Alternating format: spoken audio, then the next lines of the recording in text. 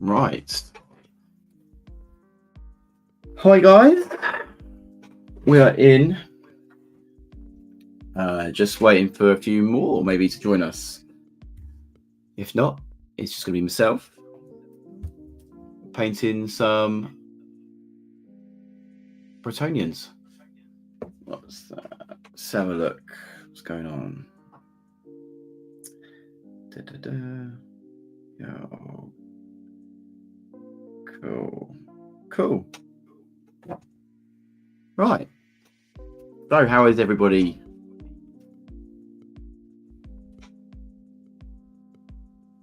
Let's go to the chat.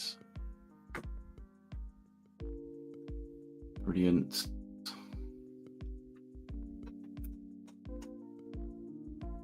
Like always, I've got very little internet, so let's hope someone jumps in just in case I go. Don't know why I get such bad internet around here. It's terrible. Right, so I'm painting a shield today. Got a guy, this one here. Can't see that very well, but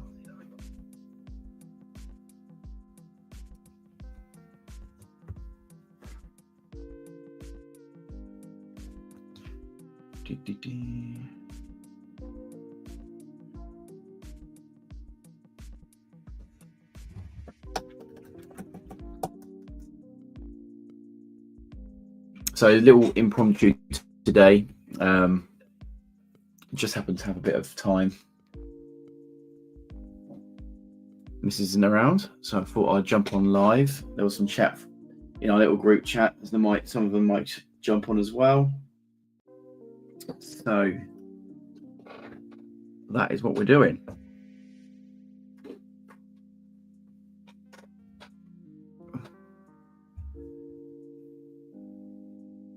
I need to invest in one of those hair dryers to dry my paint quicker. Do something, I have to wait for ages.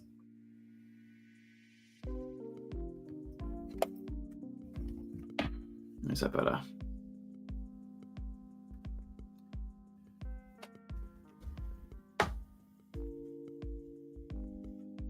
So, what is everyone up to this week? What are your hobby goals? Throw in the chat if you're going to hang around and have a little chat with me. My hobby goal this week is to get this guy painted and finished. Aha, we have Nostalgia Hammer in the house. Good evening, my friend. Hello. How are you doing? Oh, I'm not too bad. I'm currently slogging through trying to get a Blood Angels commission finished at the moment. It's all those the new models and that lot, and it's just, you know, when you start to lose a little bit of enthusiasm for a job. Nice. I mean, they're looking pretty good. I do like. Yeah. There you go. That's I can only imagine, mate. I mean, I don't do commissions myself, but I can only imagine. There you go. That's the Lemartis, whatever, the new guy. Oh yeah. Oh, so it's the Primaris Marines. Yeah. It's for a studio that I freelance for. Yeah. Nice. Yeah, it does bring in a nice variety of work, but like I said, I've realised that where I do the part-time job as well, that it takes up doing that and the commissions. I have no time for YouTube, so I think I'm probably going to stop doing the commissions for the studio, I reckon.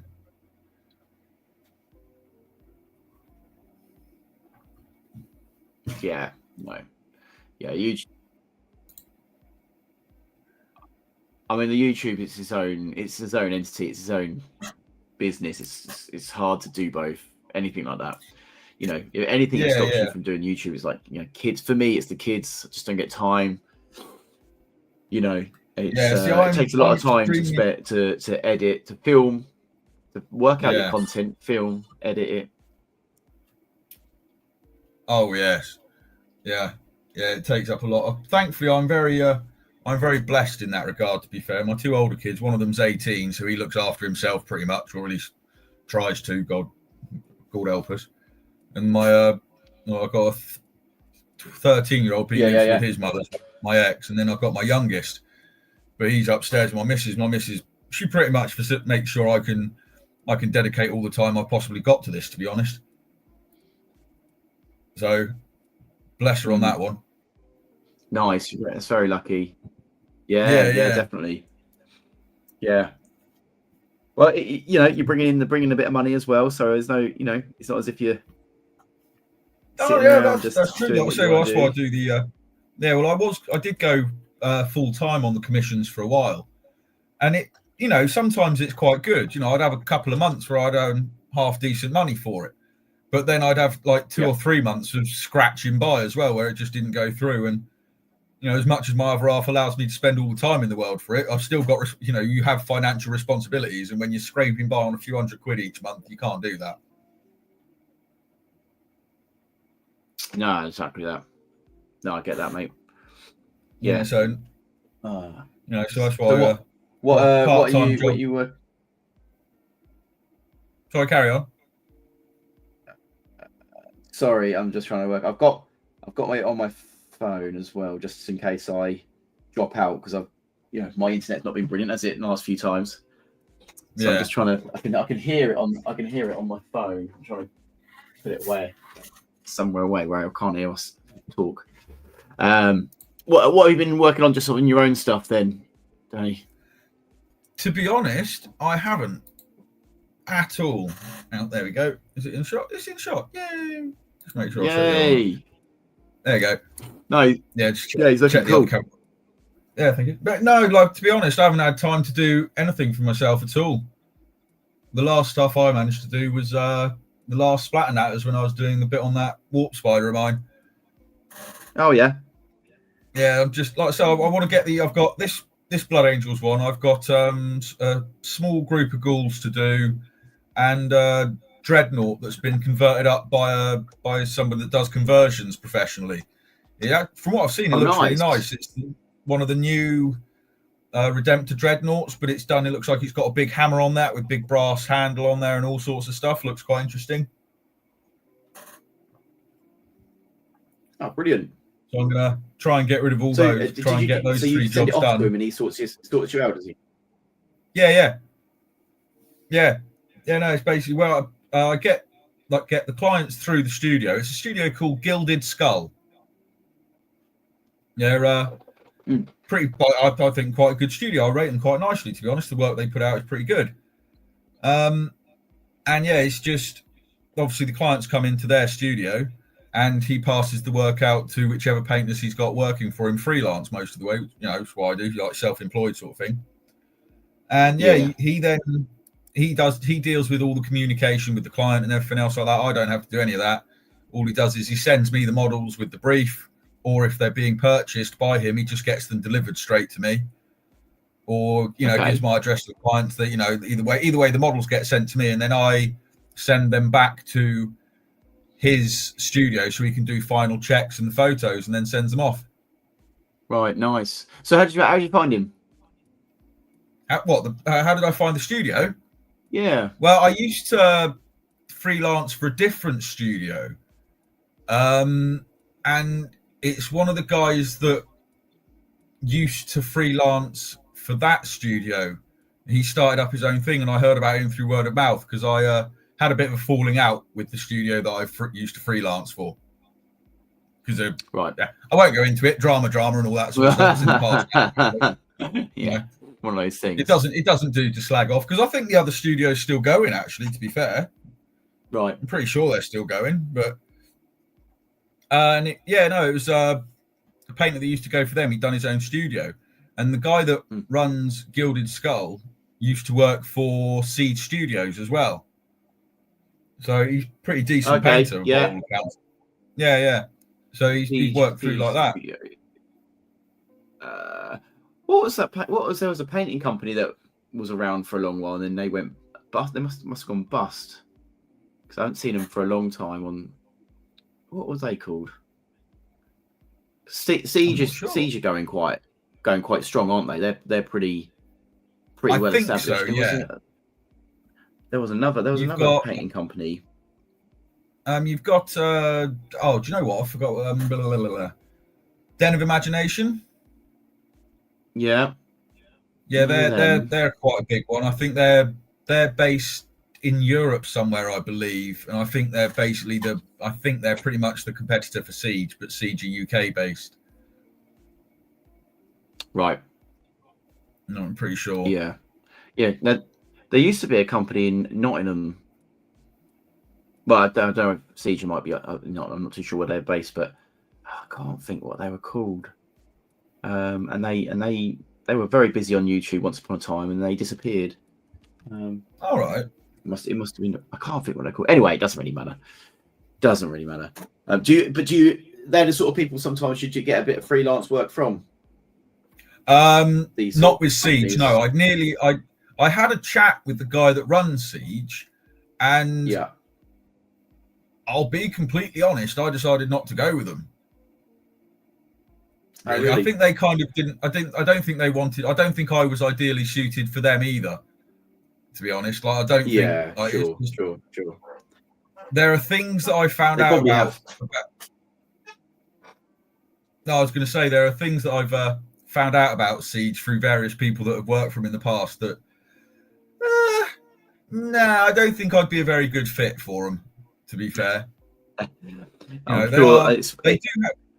Yeah, it's like there's no denying the work the Siege Studio put out because they've got like Golden Demon winner painters working for them ex-heavy metal. Like they are cream of the crop with the work they put out.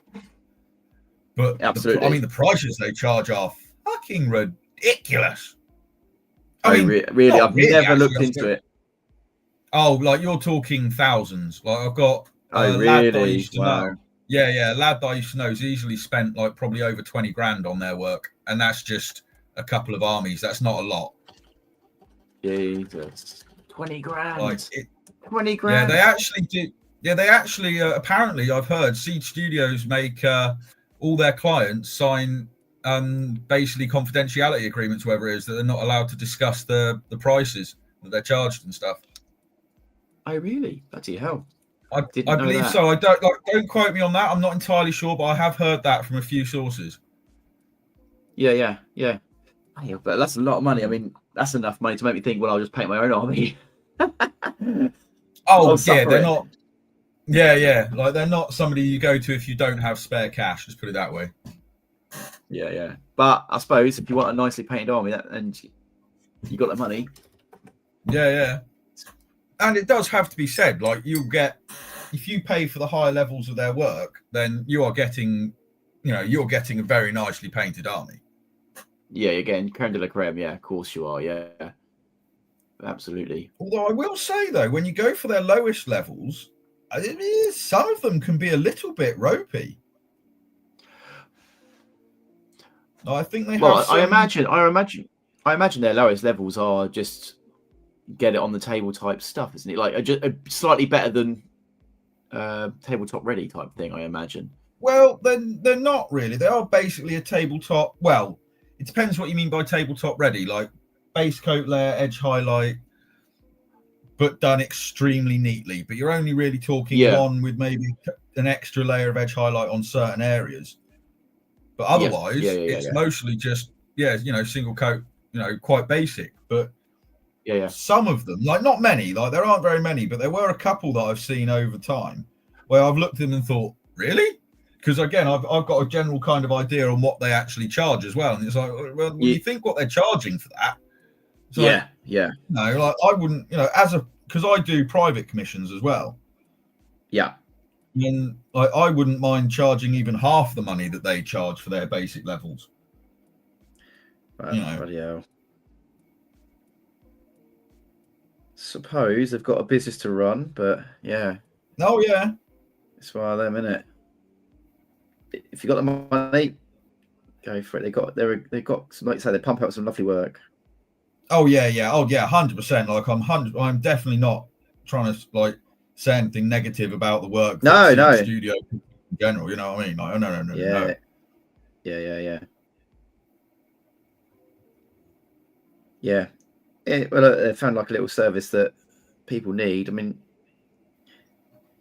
I find it. For for me personally, I'd find it hard to give my models to someone to paint. I feel sort of guilty for it.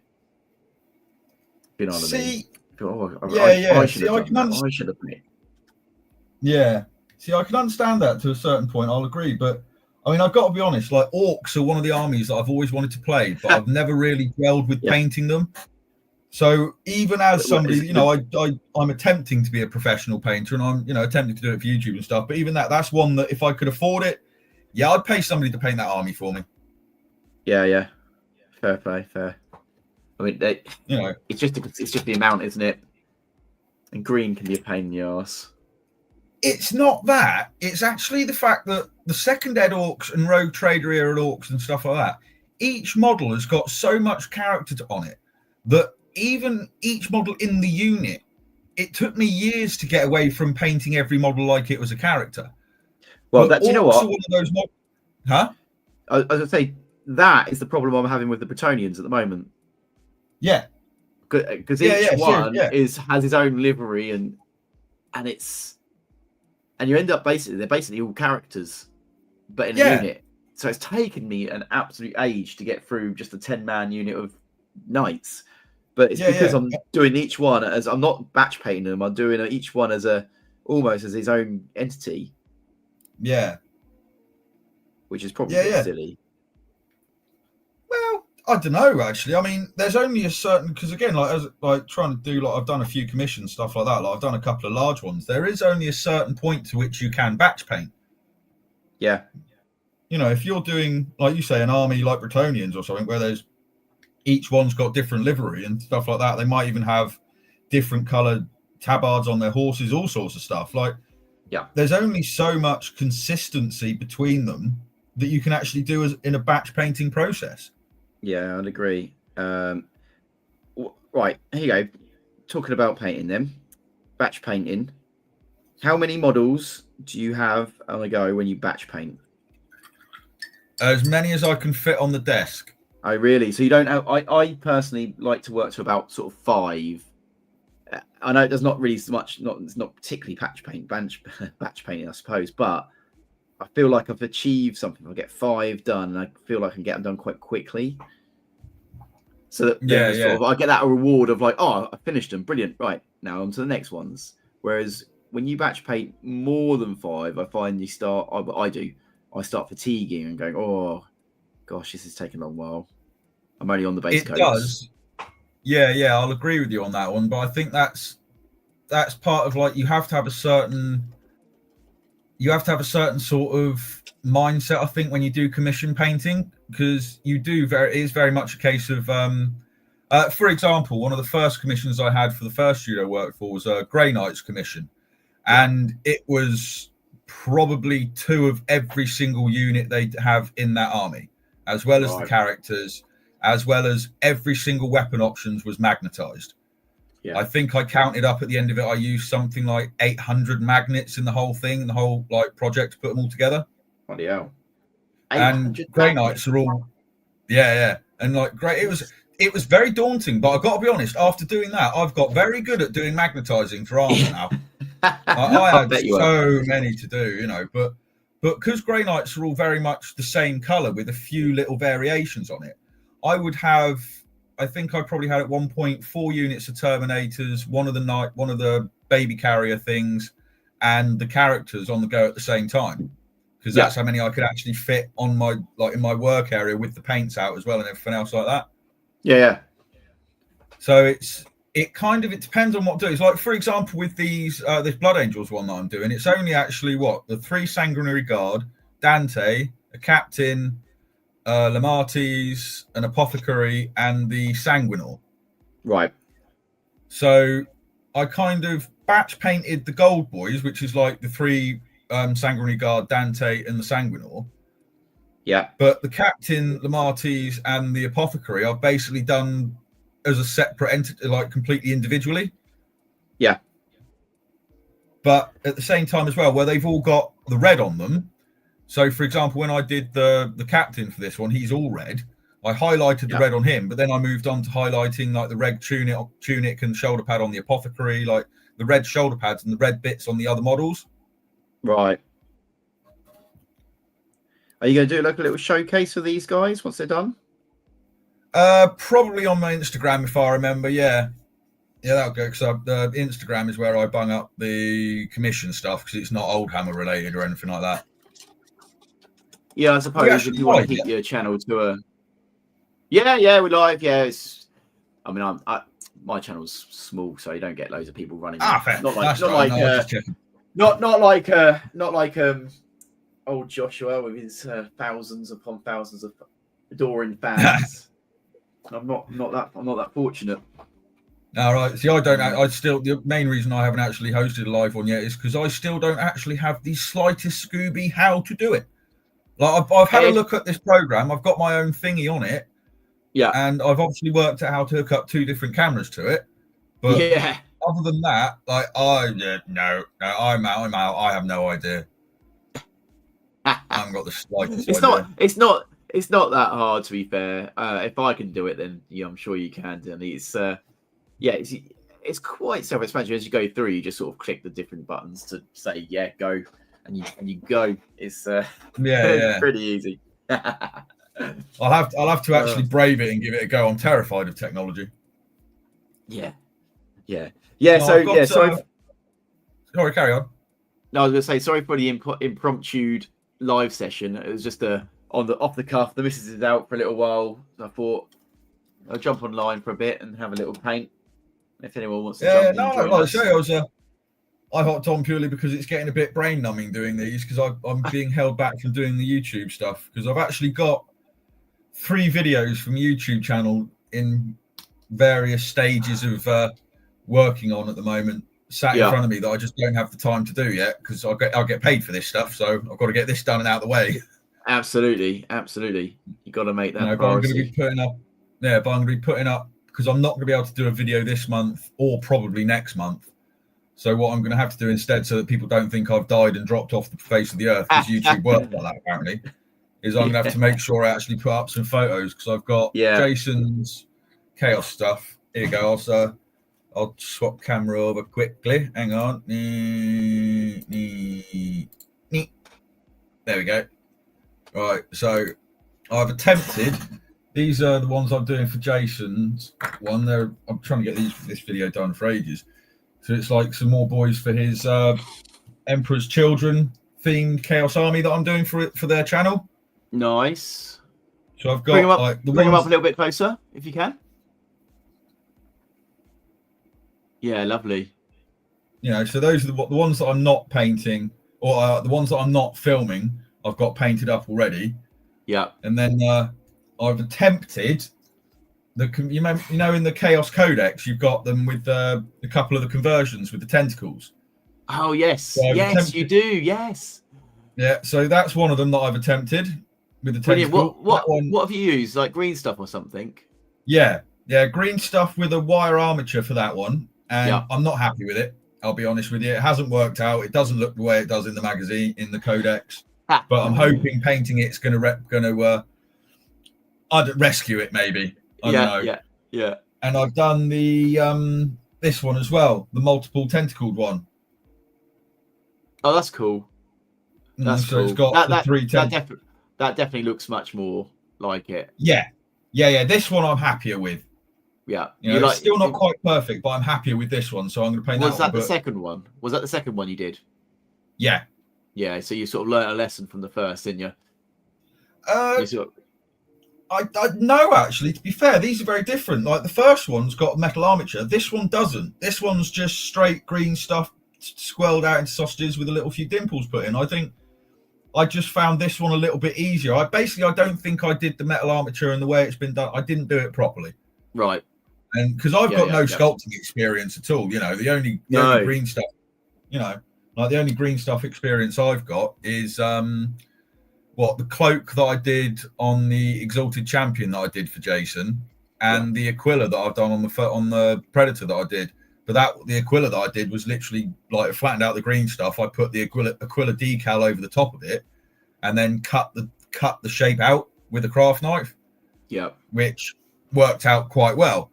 So other than that, like I've only ever used green stuff for filling in gaps and things like that. I've never actually used it for sculpting.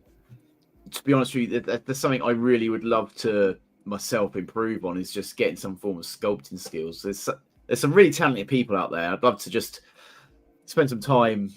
I'd like to do some sort of YouTubing, watch some YouTube or something like that, and just try and spend some time on it, because you can create some great stuff with green stuff or some form of molding putty. And I've never tried that myself. So it's good that you're trying it. It's good. It's great to see that you try those. They look the tentacles does look a lot like the one on the in the codex. So that looks really great. The tentacle. That one I think I've managed to almost get. But the biggest thing for me, that's one of the reasons why I'm enjoying the YouTube thing, is because it's forcing me to branch out and try some other things. Yeah, absolutely.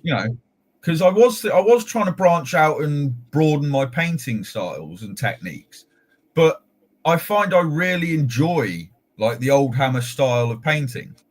Yeah, I just enjoy that type of painting and that final look. I'm not a massive fan of the modern ultra smooth look. Well, that sounds wrong. It looks gorgeous. I just don't like doing it so much myself. You know what I mean? Yeah, I'm with you. And to be honest with you, the ultra smooth look. I mean, sometimes it means it's not by no means always using things like airbrushes and stuff like that. You don't have to get that ultra smooth look, but it does help to have that sort of tool. And I don't enjoy using airbrushes. I much prefer just to use brushwork. And to be honest with you, it's one of those things you've got to put a lot of time in to get to the point of where you're really, really smoove. Each model you've got to be glazing upon glaze upon glaze. I mean, that's sort of, I think that really smooth finish is very much like the Golden Demon look at the moment, isn't it? That's how it's got to be perfect. And for me, my models, they don't need to be perfect. They need to be good enough for the game table and people to look at them and go, oh yeah, I like that. That's for me. That's how I personally want to carry on.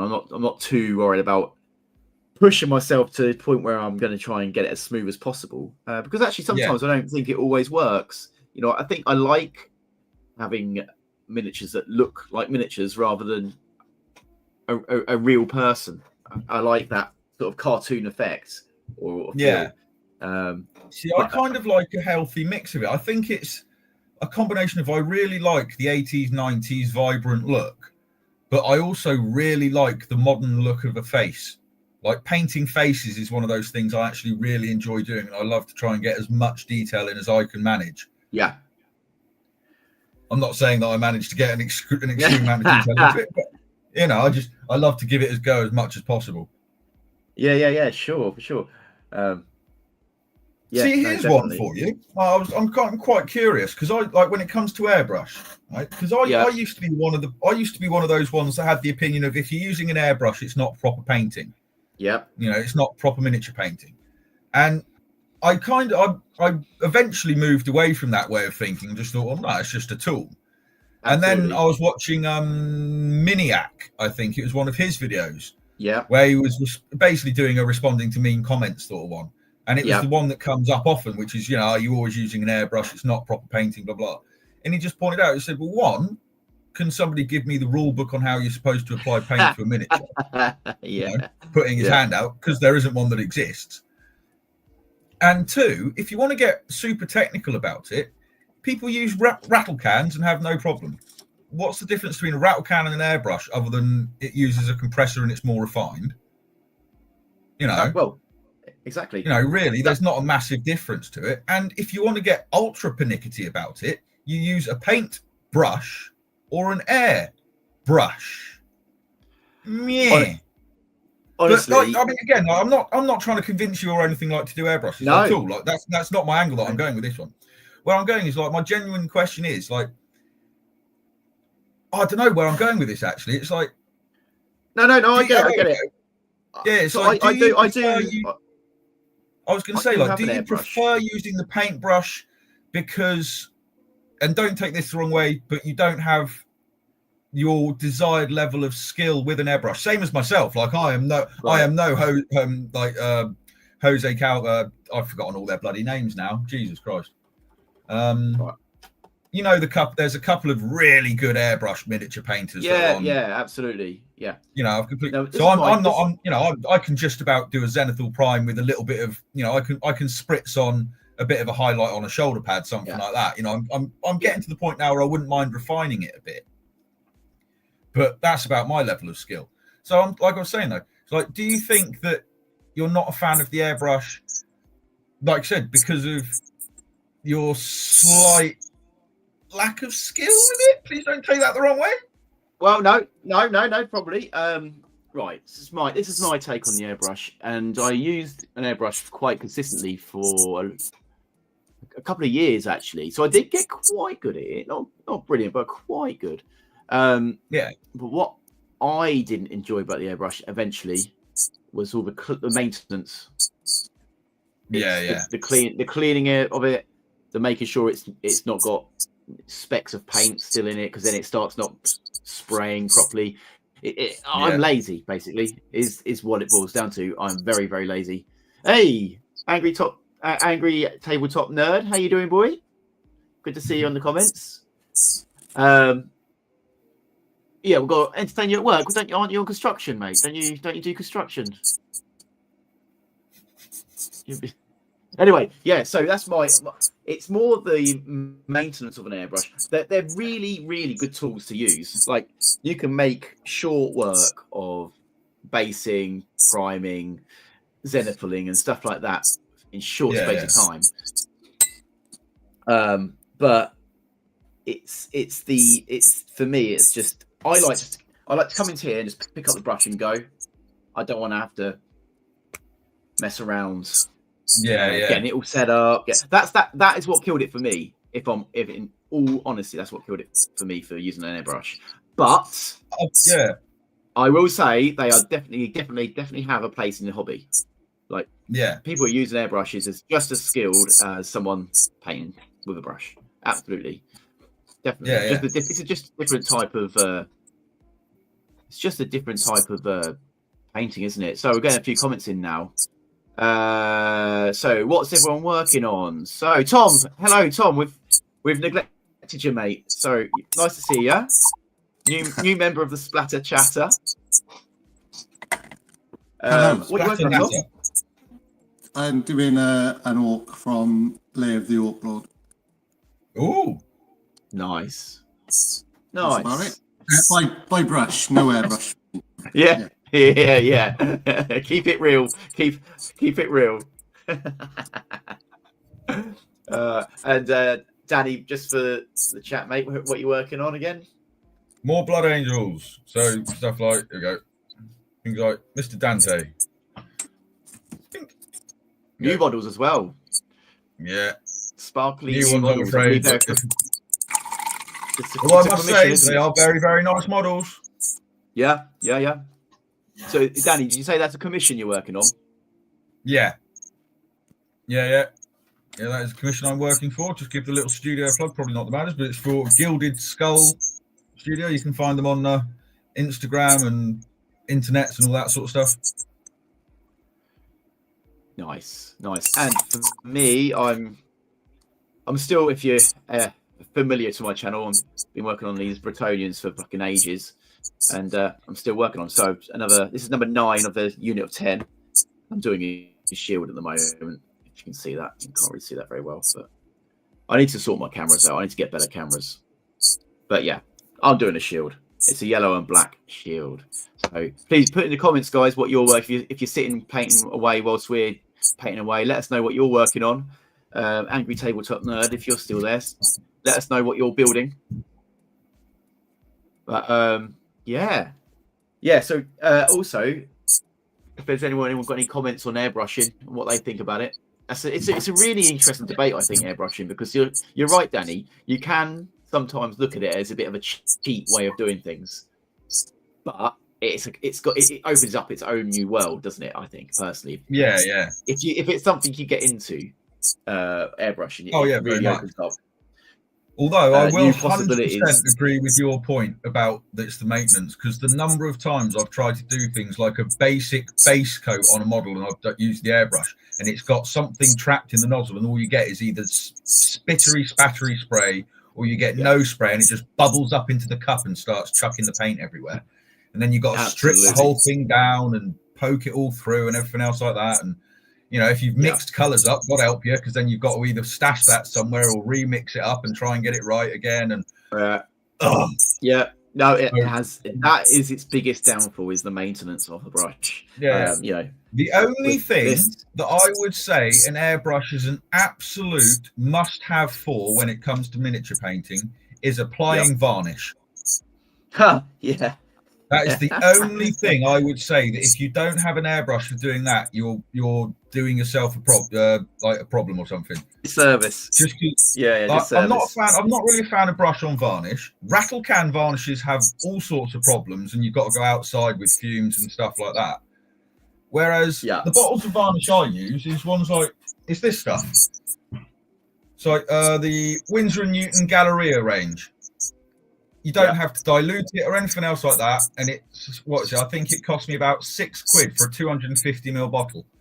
And in the 5 years I've been doing commission painting, I've replaced the satin varnish the most, and I've replaced that once. In the whole 5 years I've been doing it. All models. And that goes straight through an airbrush, does it? Yeah. I put it straight through. I don't bother diluting it or anything else like that. You possibly could if you wanted it to go further. I never have. I've never had any problems with it. And you can use the cheapest Chinesium airbrush you can get with the cheapest compressor that you can possibly find. That's all you need. And like this stuff goes so much further. It's so much cheaper. It does smell funny. So you still want to do it ventilation, everything else like that. Like, I'm not saying like you can do this in an enclosed cupboard and you're all well and good. But at the same time, like, it's nowhere near as bad as the fumes. And you can just line all your models up and just do the whole lot of them through a real cheap airbrush. And that was going to be my next question, because is it easy to clean up the airbrush after using the varnish? Because it's a little bit more tacky. I just use straight water. I just use straight water. Maybe, that's all I use. When it starts, like, after a while, if you want to be clean, like, if you want to be like a bit more thorough about it, put some airbrush cleaner through it. That's it. Yeah.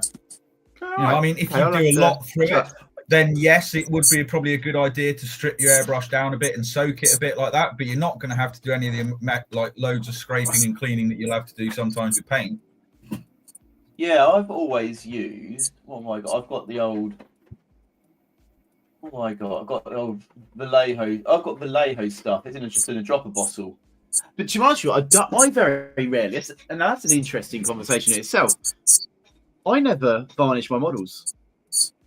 I just don't do it. Do you, Tom? Yeah. Do you? I don't do it. I don't varnish them. Maybe I don't play with them enough for him to be all chipped and yeah.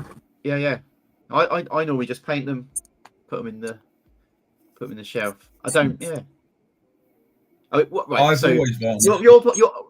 You're varnishing them to protect them, or yes, yeah. I like now. The main reason for me to varnish them is if they're being sent off to a client or something like that. You don't want to run the risk, because postal service isn't going to be they're not the gentlest, so you want them to stay a lot better. Yeah, absolutely. I know. I've always thought the whole thing of like when you're using them, touching them, you can rub the paint off. But I think it was Nick Goobertown or something did one a few years ago where he basically showed that's not really a thing. He did do something, didn't he? Yeah. I believe so. I'm not sure. Seeing something like that. And yeah. I mean, if you're talking metal models, you couldn't. You're like, I mean, I sometimes do think that with metal models it adds that layer of protection. But where they're metal, if you knock them over, that's metal landing. It's chipping the paint off whatever you're doing. Yeah. If you unless you're super lucky, sometimes you don't. But 9 times out of 10, you knock that metal model over, it's going to chip the paint on where it lands if it lands on something solid in it. Yeah, absolutely. But the other way I use varnishes now is I will actually use them to get different effects on the model. So for like the most of the model, I'll just do a satin varnish over it just out of habit. But even if I wasn't doing that, I'll put a gloss varnish over things like gems. Yeah, no, that's to be fair, I do use varnish for that sort of thing. I just don't use it to protect. Don't know, maybe. Do you find? Have you ever had the dreaded ducting or the ice coating of matte varnish? I've had that from rattle cans on several times. That's why I've stopped using rattle cans completely.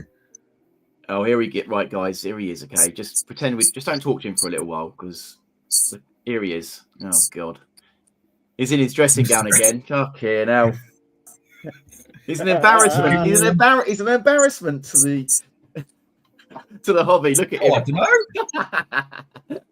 I don't know how else you're supposed to do. You get your hobby time other than extreme comfort.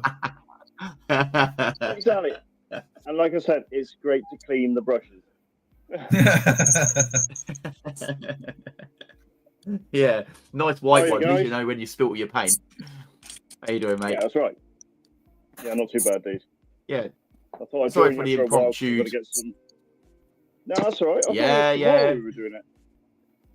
Oh well, it might well be. It's my daughter's birthday tomorrow, so I won't be around tomorrow. But oh no, you can't do that.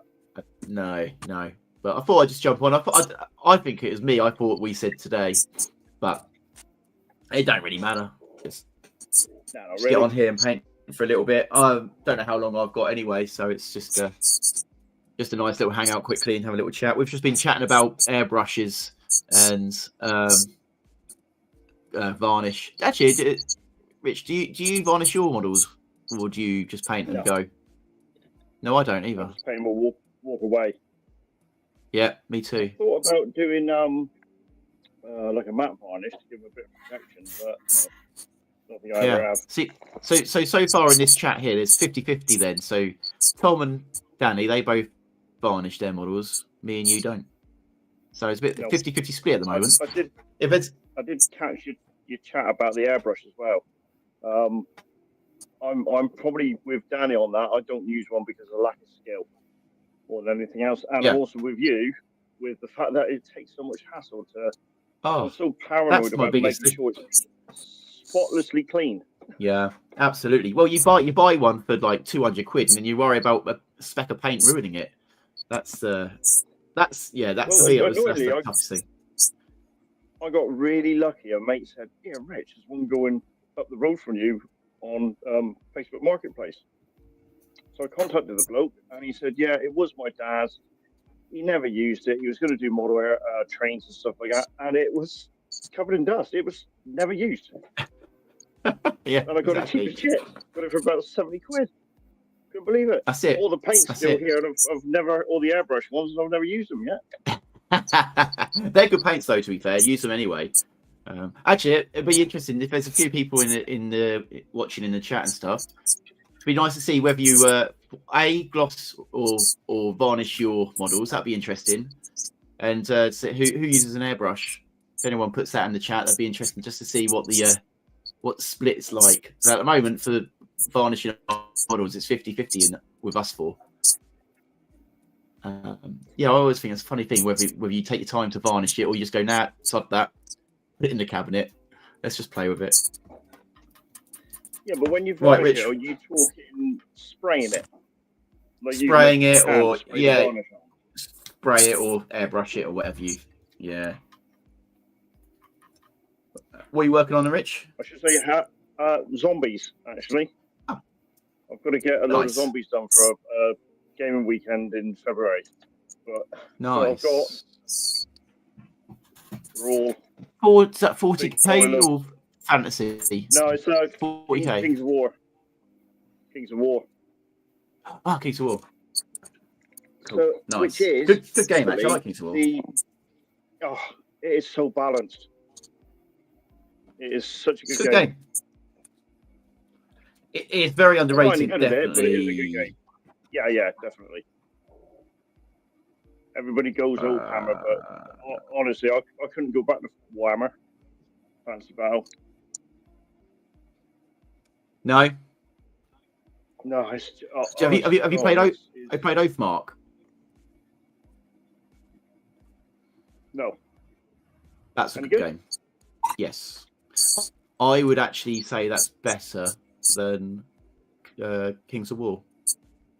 Never. Both good games, obviously, but I like Oathmark. It's very good.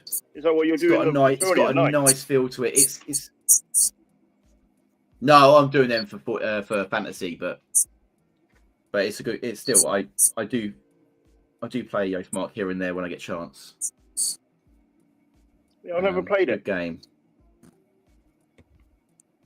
Oh, Danny. It's Yes.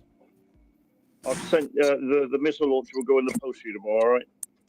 Oh, thank you. And hello, Tom. Oh, yeah, I think he's gone, hasn't he? I know he hasn't.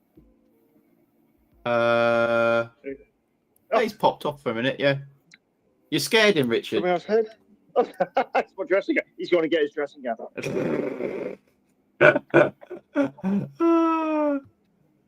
Love it. Oh, what am I doing? Why is that not working? Why is that not working? I need that. Maybe. I was talking to one of my mates earlier. My middle child has decided he wants to give Necromunda a go. Nice. Do you know what? Obviously. I've never played it. Never had a game. I played it a few times when it first came out. It was Escher Gang or Goliath, like the two polar opposites. I really enjoyed. I really liked. Yeah.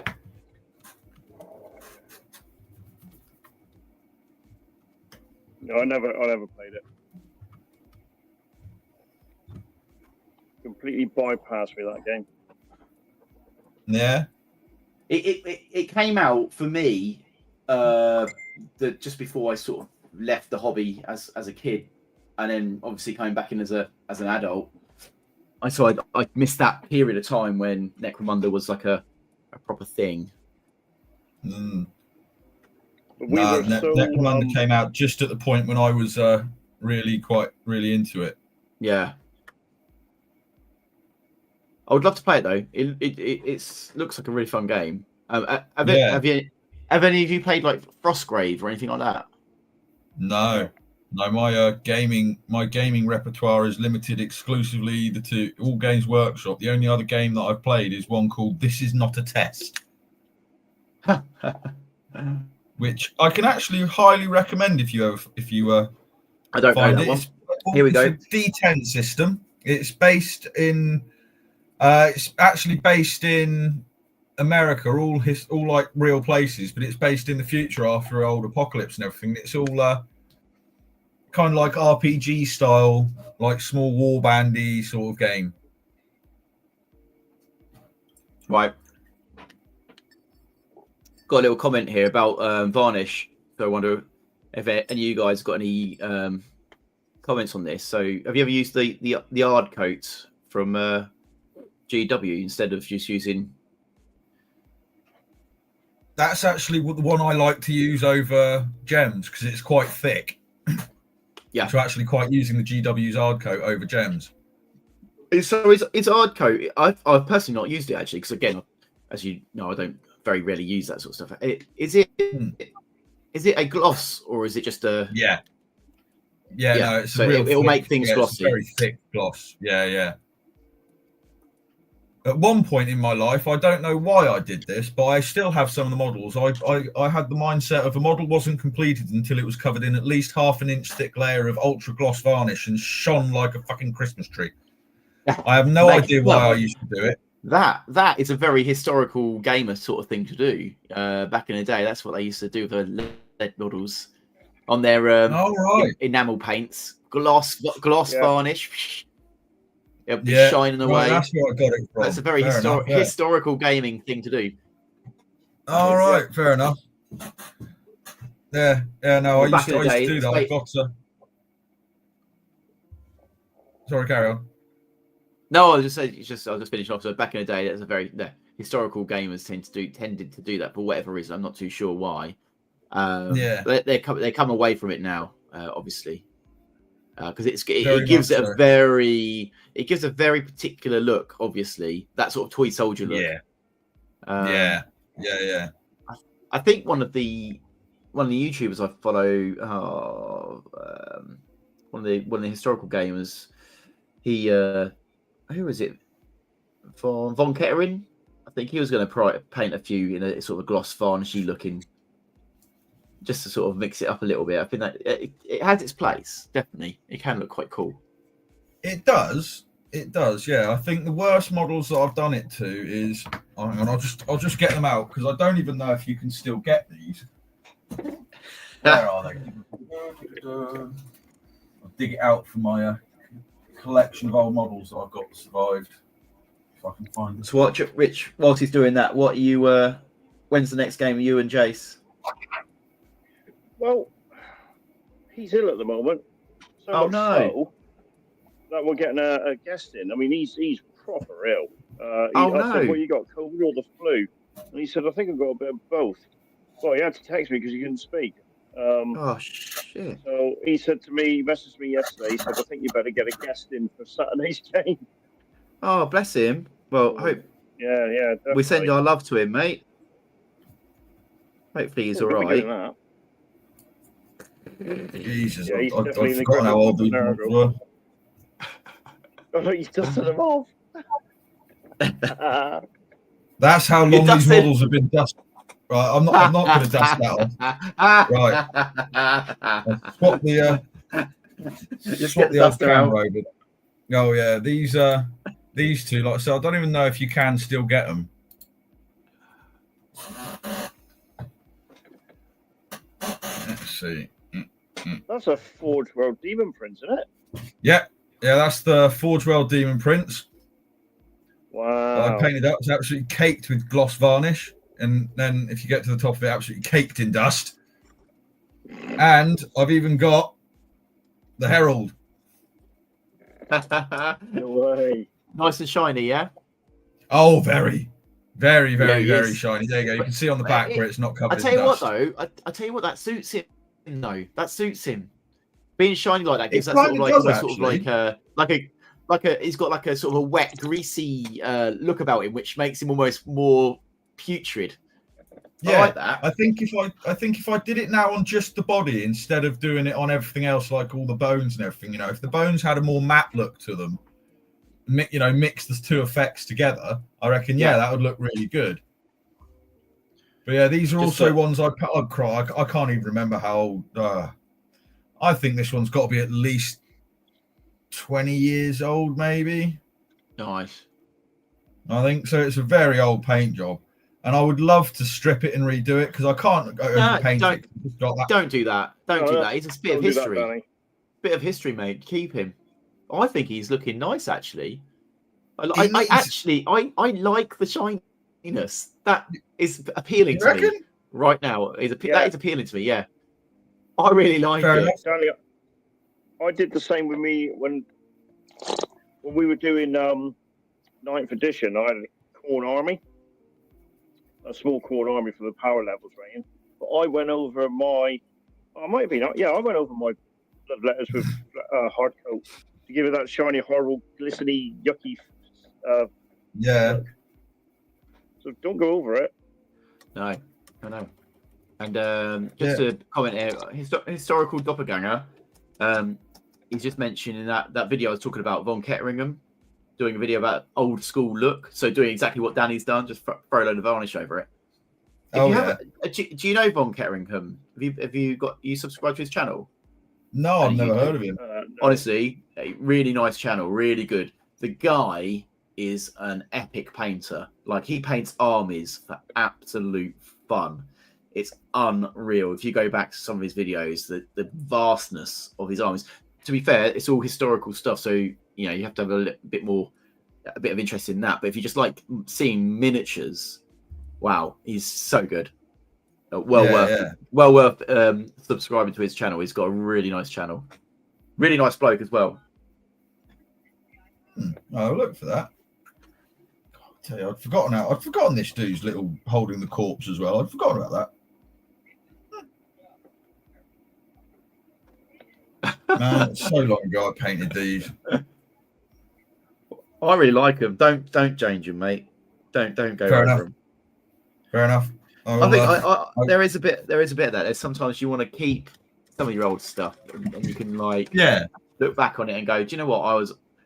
I've really improved, or actually I did quite a good job on that.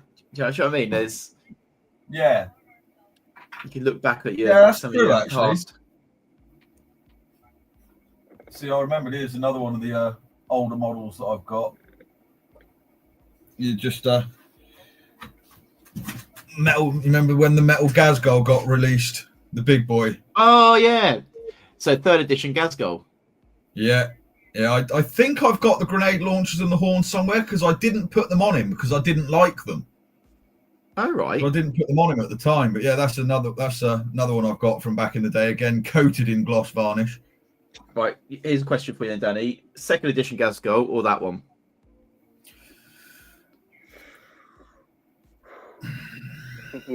Both for different reasons.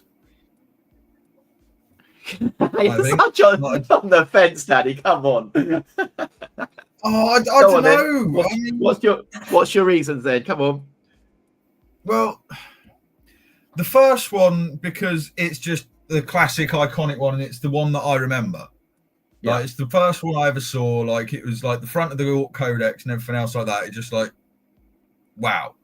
Yeah. But this one, because it actually looked more like I imagined Gazgol should be. Like the 2nd edition Gazgol model was a bit small considering who he was supposed to be.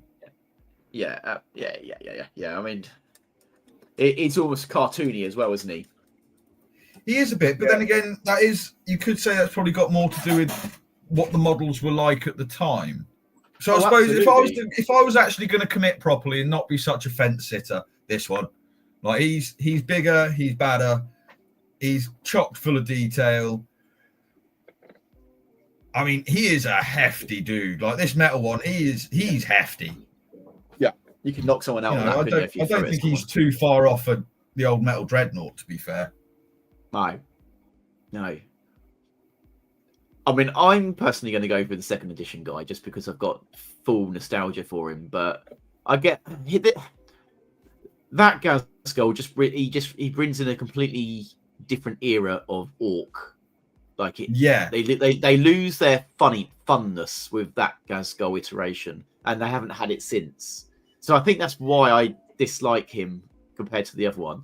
They kind of lose. They lose something with them.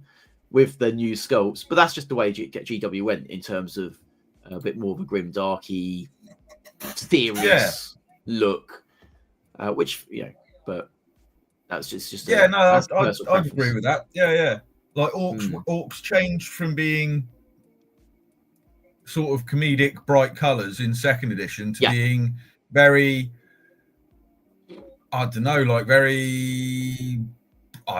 brutally plain. Maybe they're very rough and ready, weren't they? Yeah, that's a fair way to describe them. I think actually, they become generic. There's very few things to pick them out. Like when in 2nd edition, a bad moon would look like a bad moon, and a Death Skull would be it'd have features about him that makes him a Death Skull, whereas they just had one set of orcs for all clans, and it didn't really matter about clans back in the 3rd edition anyway. So they all just become generic, lost that fun stupidness. You didn't get things like Mad Boys anymore. Well, actually, you're saying that, Rich, wasn't it? You just did your Orc Codex comparison. Yeah, that's when you're bringing up stuff we talked about. Oh, all right. Go on. You probably know better than me, to be fair. Well, no, Orcs is more of a Jason thing anyway. They went from comical to like a serious army. Yeah. And they were very, like you say, grim, dark, and not colourful, and it's all mucky. Yeah. And I think partially you can blame, in a roundabout way, Gorka Morka for that, because Gorka Morka started changing everything. The terminology, instead of a bolt pistol, they have a slugger and a chopper and all that sort of stuff. Yeah. And those terminologies carried on in 3rd edition. Yeah. It did, yeah. But But I always think, based on the fact that Gazakil's meant to be this massive, big orc, and when they brought out stuff like the Hive Tyrant and the Avatar, it would have been really funny to have seen Gazakil the size of an ogre or an ogrin. Yeah. Yeah, I think that's Which why I would be prefer the third mental. edition Gazgul, just because he's got that bigger bulk and presence to him. Yeah, I get where you're getting at there, and I understand why Danny's saying second ed one looks, he looks comical compared to the newer ones. Yeah, he does. He does. And then you look at the Road Trader version of him. The very first iteration of him, he's almost just like a pirate, isn't he? Yeah, but All can right. you picture the original Avatar? No, I haven't. The Road Trader Avatar. Oh my god! I mean, it was tall for his time. A normal Space Marine Road Trader Space Marine would have come up to his chest, but he was so weedy. You'd probably get away with using him in Epic instead. Oh, really? Oh, wow. Yeah, he's really quite small. Go and have a look at it. Google it later, mate. Honestly. Yeah. I'll have a look.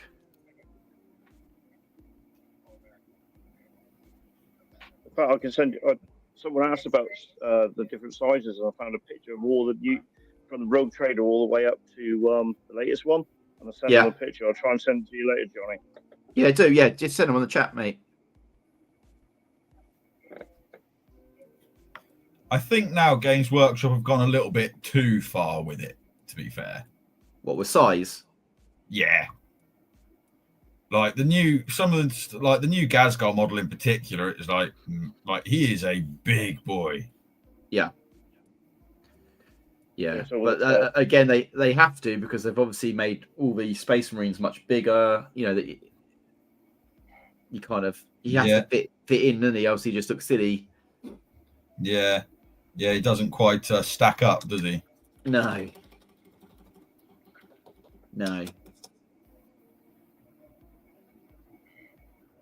Yeah, I mean, yeah, Games Workshop gone the way they've gone. It's fine.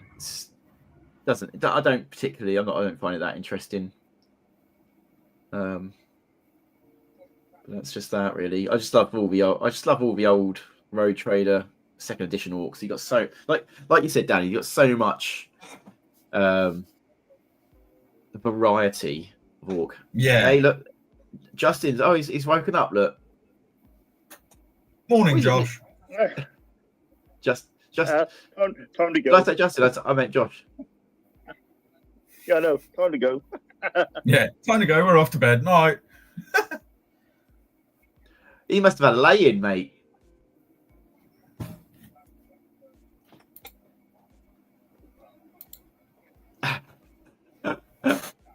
Yeah, that'd be like 7 o'clock over where he is now, wouldn't it?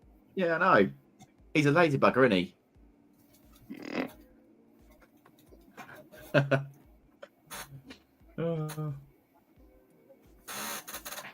What's he? Junk chat. Yeah.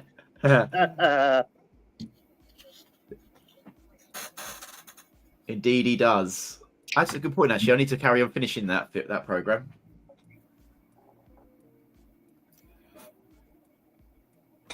Sorry, mate. Yeah, well, not good enough, Josh. Not good enough. Anyway, we're keeping it going for you, mate. Keeping the Splatter Natter going. Someone's got to do it, eh? Yeah, well done, Johnny.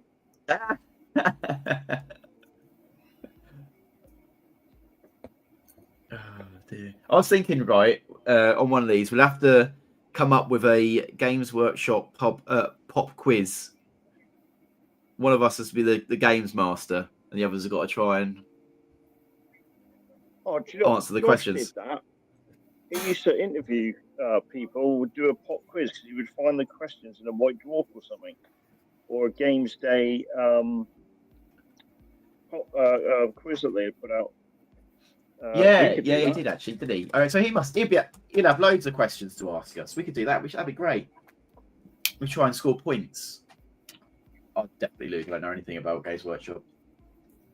Yeah, I'm always terrible with that. I can remember weird stuff like how the armies in battle reports were set up, and like the certain point in whichever battle report actually happened that turned the tables. But you asked me what was this article about? Yeah. Games Day 95 booklet. That's where he got them from. Problem is, has he used them all? He probably used them all, hasn't he?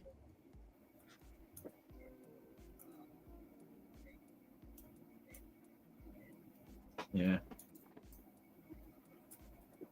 I'm currently rereading some Epic battle reports at the moment. Which one are you going? What, Epic as in Space Marine Epic? Yeah, Epic Space Marine. I'm currently reading the battle report in, I can't remember which White Dwarf it is, but it's the one against Chaos and Orcs, issue 16 something, I think, maybe 17, maybe one of the 170 somewhere. Oh, I know which one you mean. Yes, I know exactly that one. Yeah. I've read it a couple of times, but I'm rereading that one. It's the one with the Chaos against Orcs, and you've got the Banelord Titan in there. Yeah. And the Siege Flyers. And Chaos win it, don't they? Yes. Yeah, I think so, yeah. Yes, I remember that. That's a good one, that. Yeah. There's a big Orc army in that one as well, wasn't it? Yeah. Yeah, I've still got a few holes to do in my White Dwarf collection for the whole of the existence of 2nd edition 40k. And then I think I'm probably gonna go complete the ones for Titan Legions. Okay. I think from when Titan Legions is the one that came out for me, and I didn't actually realise until listening to Josh's podcast where he went through with, I've forgotten his name, but the other guy he did all the breakdown of the Epic Space Marine and Titan Legion stuff. Is he called John or something like that? I think. I think so. That name rings a bell. Yeah, if he's on, Josh he will answer. If he's still there. But yeah, I didn't realise that Titan Legions was because I always thought Titan Legions was Epic Space Marine, just with the bigger Titans added in. Because I never actually played it. I just remember picking it out. So I didn't realise that it kind of, it basically is Epic Space Marine, but with some tweaks and refinements. So it's kind of a different game. But what was Titan Legion before Space Marine? I thought it was. I thought that was the first iteration. Oh, you had the very first one was called Titan Legions. Then you had Epic Space Marine. Then you got Epic Titan Legions, where the one that had the Imperator Titan and the Mega Gargants in it. Oh yeah. Okay. Yes. Yeah. The one with the Imperator Titan. Yeah, that's the one that's the one that came out not long after I majorly got into Games Workshop and the hobby and that lot. Right. Okay. Do you know what? I'm surprised Games Workshop haven't done a big Imperator Titan for a 40k. I don't know. Have you seen the size of the Warlord Titan? That's a beastie boy. Like an Imperator is going to be like that. Like you're talking about $4,000 as well. Yeah. I know. Yeah, the Warlord is massive and way overpriced as well. It's fucking ridiculous. Yeah, to be honest, I think what was it, £1,200 for one of them? Yeah. Just 3D print it, mate. Yeah. I mean, admittedly, if I had the money just lying around, I probably would. G-Dog is in the house. Hello, G-Dog. Sorry, Danny. G-Dog is painting Storm 19. Wait, I'll bring that comment up. Painting some 1998 Redemptionists. Anyone remember them? Oh, Redemptionists. Hell yeah. One of my favourite gangs out of Necromunda. Redemptionist, Scavies and the Ratskins were my ones, were the real favourites for like just general fluffy. But other than that, it was the Escher and Goliaths. But Redemptionists, oh yes.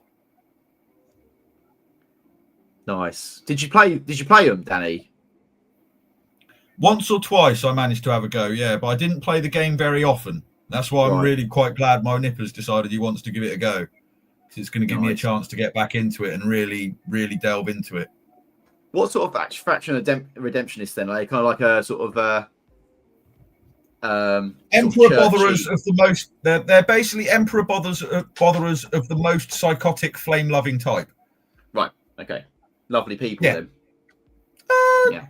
So long as you really love the emperor and don't mind a bit of toasty, warm feelings every now and again, yeah, they'll get along fine with you. Anyway, G-Dogs, good to see you in the chat, mate. We need to catch up sometime soon.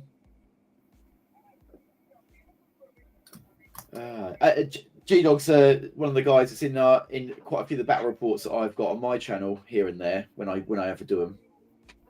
Oh yeah. So I need to. He moved all the way to bloody Bristol though, so the bugger. He's left me behind. Better things. Right. I've kind of finished. I don't want to do freehand, so I've finished that for now. What can I do next? You going decals for that sort of stuff then? No. I've been doing freehand on them, but I don't want to do that whilst I'm chatting to you guys. You need to. You just. Yeah, you can't do it, can you? It's just hard work. Yeah. So I'm gonna start this guy. I just don't know what colours to do. Let's get the old book out. Let's have a little look. Anyone remember this? Oh yes. This is a great book, by the way. It's got so much good stuff in this book. Yeah, fantastic, lovely artwork in there as well. Yeah, this is what I mean. Games Workshop don't do this sort of thing. You can colour in the horse for your little livery, just so you know you got it right. Love that. Yeah. Just colour in your horses. What do I want my men to look like? Right. So what colour do I want to do next? Ooh, I've got him. I need to paint the Green Knight. That's what I need to do. Oof. He's such a nice model. The original one. Yeah, the original one. Ooh, this one. Nice. You can see it. Sorry, can't see that very well. Yeah, that's right. I think we know that model well. But hell of a paint job. Oh, isn't it? Just you're going to go for the full vines and everything over it, Johnny? I am not a very good modeler. You'll get loads of flags and pendants and stuff like that, but he might not get extra vines. I don't know. Best G-Dog, yeah. Mate, I'm with you there. It is one of the best models GW ever made. It's actually got to be up there, isn't it? The Green Knight. Yeah. It's a lovely model. He's an actual... he's an absolute beast in the old world as well, the new game. He's just got extra better in the new game. I've just realised what model I actually mostly want from back in the old days that I never had, that I've just completely forgot about, and I've only just remembered. Go on. The original Nagash. Oh, that's controversial, because a lot of people don't like that model. I have no idea why. I loved that model when it came out. I know even the guy that sculpted it doesn't like the model. However, I loved that model when it came out. I've always wanted one, never had one. And I just thought of it then when you said about the Green Knight. And he's like, well, not as good as Nagash. And then it's like, I forgot to say him last time. I mean, paint job, don't get me wrong, the paint job's better than the one on Nagash, definitely. But model-wise? Yeah. I don't know. Nagash was the boy. He's actually quite big. Is he? I wonder if he's in here. Yeah, I think he is. He looks small. I mean, he's small compared to the Nagash now, but... Oh, yeah, the Nagash now. I actually have one of them as well. But I painted that up when he came out. Quite big. I think I've got him in this... Is he in the Codex? Oh, look, he's got the Undead Codex. Oh, mate, this is what a book this is. This is only second to the Bretonians. There you go. That's the. Do you know what?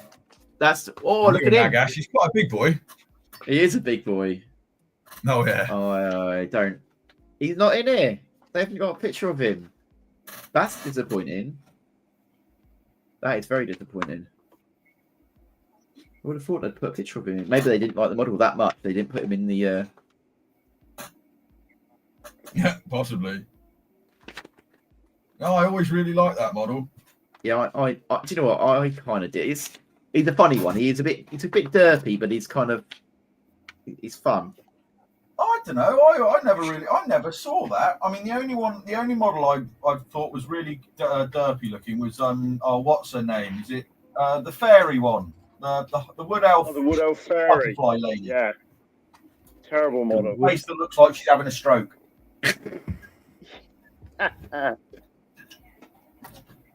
All right, colors. What's next? Oh yeah, maybe that's a good. That's a good idea. I haven't done that yet.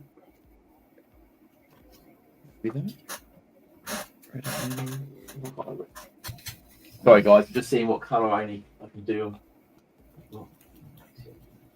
What, are you doing another night? Yeah, just working out what colour I'm going to do him because I can't finish this guy. I got half red, half blue with a yellow eagle. I've already got a red, blue, and yellow guy. He's my standard bearer. Well, I'm just thinking maybe striped with red and white, maybe striped. But this guy's going to be the unit champion, so he kind of has to be a little bit cool. Blue background with red and white stripes. Blue background, red and white stripes. So go red and white blue. Stripes going diagonally. Not to make it a little bit harder, Danny. Thank you. That's right. Well, you could always look up Knights from the 100 Years' War. Yeah. Oh yeah. They got some good. Heraldic patterns, and some are quite basic as well. Quite like this. Got a blue and yellow. What blue and yellow? Blue and yellow. Done that too many times.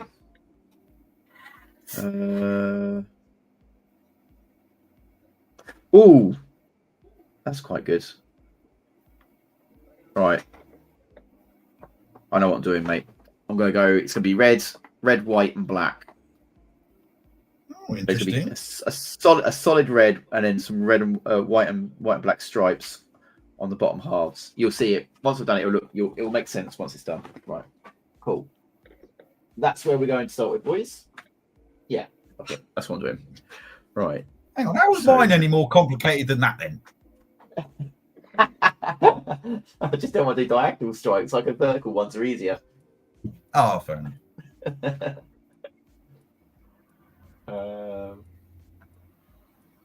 Was it best to do it? Right, let's put this here. On he goes. All right, next one. There you go. There he is. His little sword out.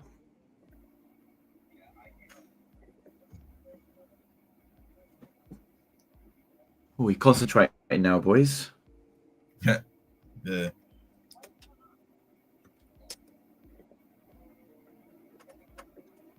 Getting some basing stuff down on these guys.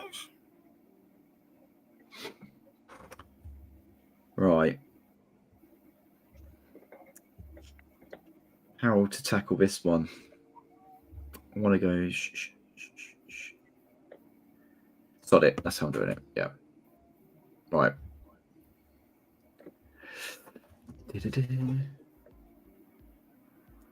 What's your guys' recipe for painting white?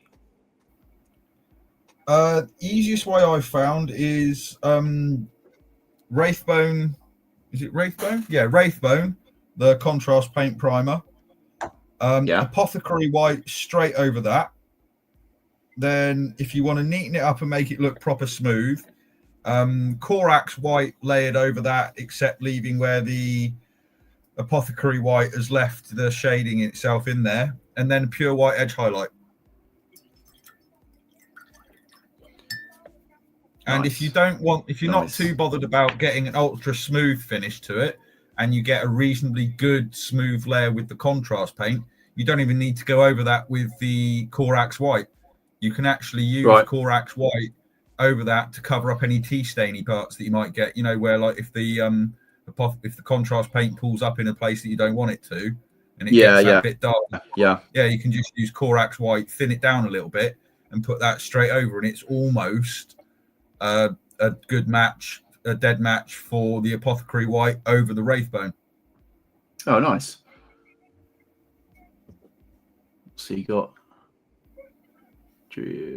Celestial Grey, wash with whatever, then more Celestial Grey.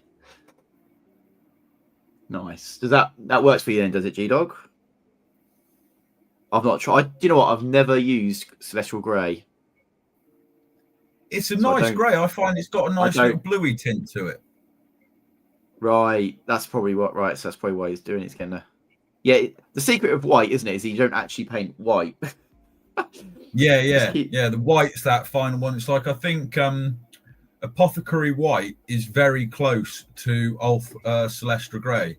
Not Celestra, to Ulthwan Grey. Right. There's not a huge difference between the two, but there is an ever so slight one. It's a bit dark. Oh, let me in. No. He's back. J. Never let you down, mate. Never let you down, J. I love the morning. Morning, Josh. That's it, mate. J. here. I don't look like morning, Jay. Do I look like a guy who just woke up. Hey, you're not in your dressing gown though, are you? Hey? Wait, it could be worse. You could be in your dressing gown. Yeah, I need to get my picture with the Bring and Battle logo on it, with 2 tea bags and 2 mugs and a couple of hot knobs. Love it. Good. Yeah. Ooh, good, my friends. Good to see you. Yeah. I totally forgot about it actually. I just woke up at 7 o'clock, which is unusual. Well, I think there was a bit of a misunderstanding in the chat anyway, so wouldn't worry too much. Tom jumped in for a little while. Did he? Yeah, he had to. He obviously had to go because he disappeared, but unless he had internet problems or something. No, I think he didn't realize it was a live chat and you scared him off. So. Oh, right. Whoops. Sorry to Tom. That's all right. Tom's a great guy, so I'm glad. Now he knows. Maybe he'll come on again next time. So. Yeah, absolutely. We usually have a chat, but it's like offline. It's just us two in Messenger, just chatting. Okay. Right, yeah. So I think maybe we should have made that clear to Tom that actually it's we're going to be viewed. Yeah. Matt W. Hey, people, just autoplay next video and this popped up. Yay! So Matt W. is in the house. Oh, good. Matt's here. I'll have to head out anyway soon because I've got to take my son to school and then. Mate, don't worry. This not necessarily going to be going on for much longer anyway. Yeah. I think so. It's a school night, mate. School night. No, it's just been good. I've been catching up with you guys, getting some paint on the models. Josh, I watched your video about your Elven army you're going to paint. Awesome. Oh yeah, I've already got some of them here, mate. I'm going to start that hopefully this weekend, if not today. Don't cut that banner woman up. G-Dog. 2 secs. Yeah, I'm looking forward to giving 3rd edition a go. Yeah, it's different. It was weird with the they went from champion, minor, and major hero to level 5, 10, 15, 20, 25. That was weird. Yeah. I don't think it worked personally.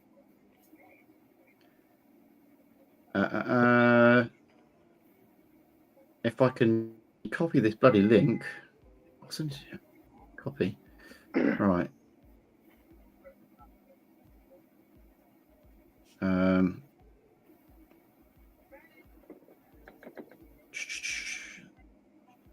just going to forward the link to my good friend G-Dog might jump in with us just for that'd be good. Few minutes. You guys may know him. He's one of the fellas who does a lot of the battle reports for me on my channel. I was going to say, he's the unfortunate soul who suffered 3 pulsar rockets in one turn. Yeah. Yes, my entire company of Imperial Gardeners got wiped out in one fell swoop. Yeah, Graham, by the way, we played that wrong. Yeah. Sorry. Right, why can't I find you? I'm going to send you a link on... This is bad. I didn't know you did battle reports, Johnny. I've always followed you from you painting that Orc Road Trader Dreadnought. Oh, you obviously haven't looked at my channel enough then, have you, Richard? Richard, come on. No, I haven't, obviously. And Danny would like I should rectify that. That epic one. You only did one. Yeah. But yeah, I think it's one of the here you are.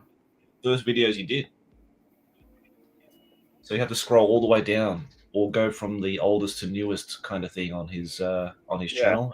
Go right down the bottom, and him and his friend played a game of Imperial Guard versus Orcs in Epic 2nd Edition. Graham said he still won. Right, I've just sent all right, G-Dog, I've sent you the link, so if you can get in, come join us. Okay, so Graham's G-Dog, is it?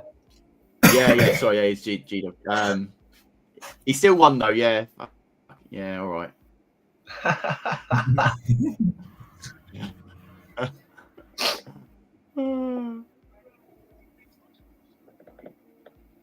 Off tomorrow for a few whiskeys. Nice. Sounds like Matt's having a few drinks. Yeah, he likes his whiskey, old Matt.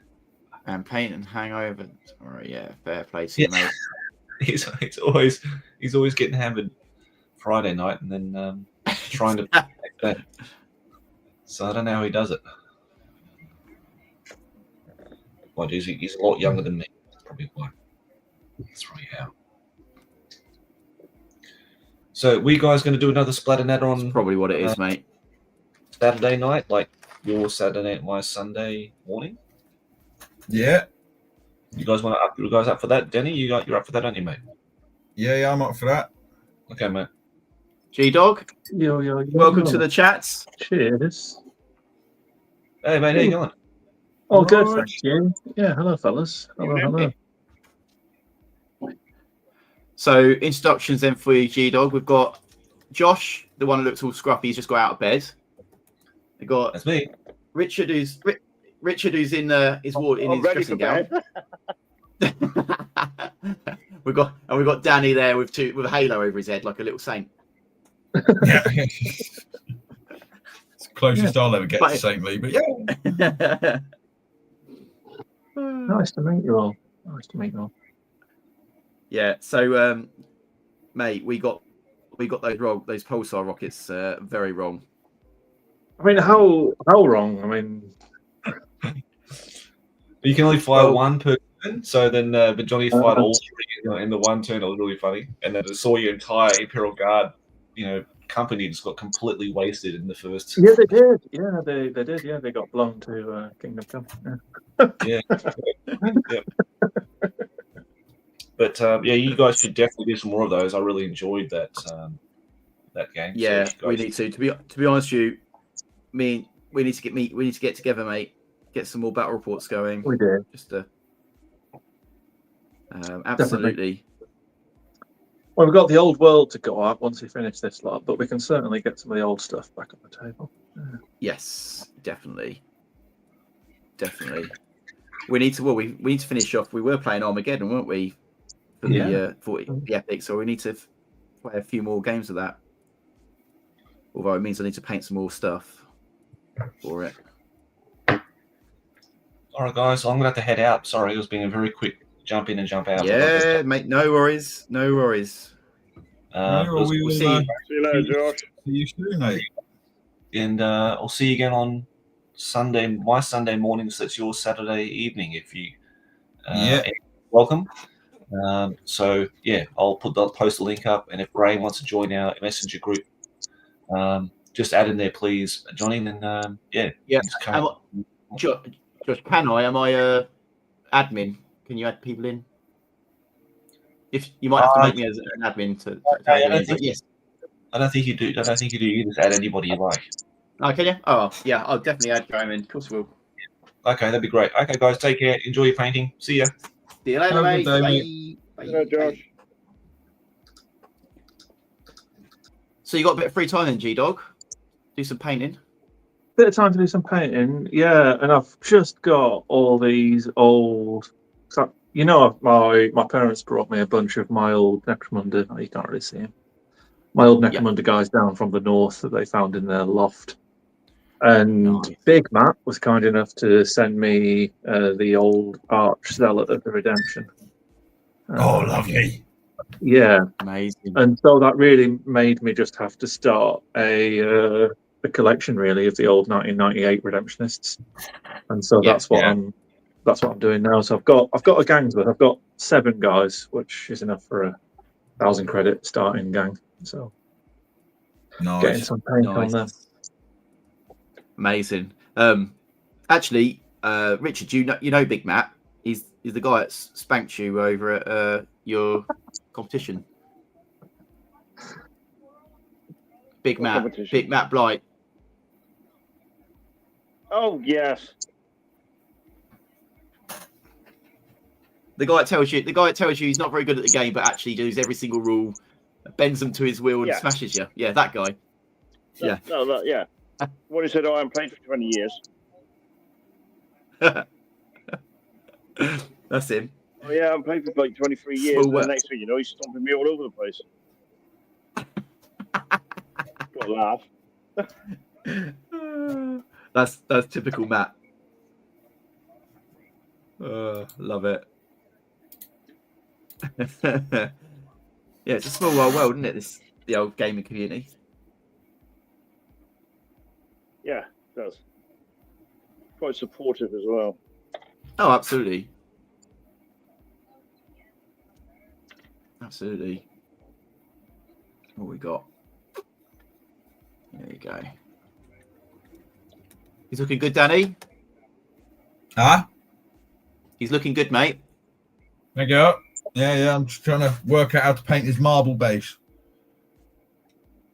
Okay, how are we going to paint the marble base?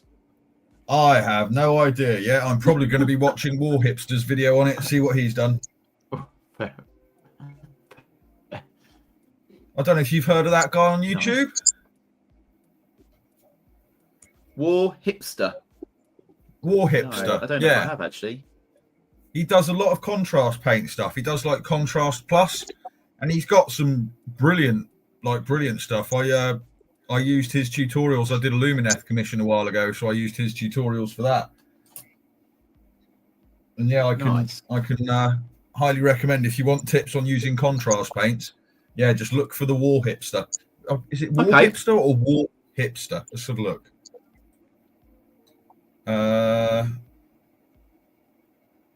Yeah, War Hipster. Yeah, I'll check him out. Yeah, I don't have any contrast paints though, unfortunately. But maybe one day. No, I don't. Contrast paints are another thing. I reckon that you can, if you use them properly, mate. They are so useful. You can get some they're amazing for wet blending. Yeah. Yeah, I've seen a guy do it where he makes really nice wood effects with contrast paints, where you just blend it all together. Yeah, it's really nice. Oh, nice. And you can put them over metallics, and you get quite a low skill but sort of lovely effect. That's what I've been doing on my Spirus. Yeah. What sort of effect does it give you? Like sort of like cherry. You know, like you can get like hot rod cars, and they've got that sort of like cherry red with that sort of metallic tint, but it's like red. So say you put like some bright silver on a model, and then you put some. You got to water it down. Well, not water it down. You got to use the contrast medium, but you sort of dilute the contrast with the contrast medium, and then just put it over some silver, and you get this lovely kind of metallic color. Nice. Yeah. G-Dog, have you played any games recently? I mean, not really. A bit of Necromunda, but that's been about it. Don't knock the camera, you little bugger. Is that was that with your lad or? Or was that a gaming club? No, we went. I went for a weekend away with some mates. We had like a Necromunda weekend. We did this up. Games Workshop. They've just released that Hive Secundus, which is a sort of game in a box type thing. Yeah. And as well as that, you can play it as a campaign as well. But we did the sort of game in a box version of it over the course of a weekend. Oh, nice. It was really good. It was really good fun. Where'd you go to do that? Birmingham, which is fine, I guess. But yeah.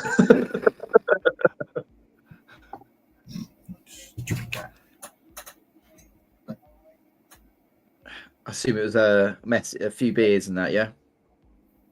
It was pretty sedate. We mostly kept it to wargaming, really. And Will came, my lad, so he. Oh, okay. He actually, I think he had more beers than I did. He had a couple of beers, but no, we kept it pretty tame. Nice. Good stuff. All right, here we go.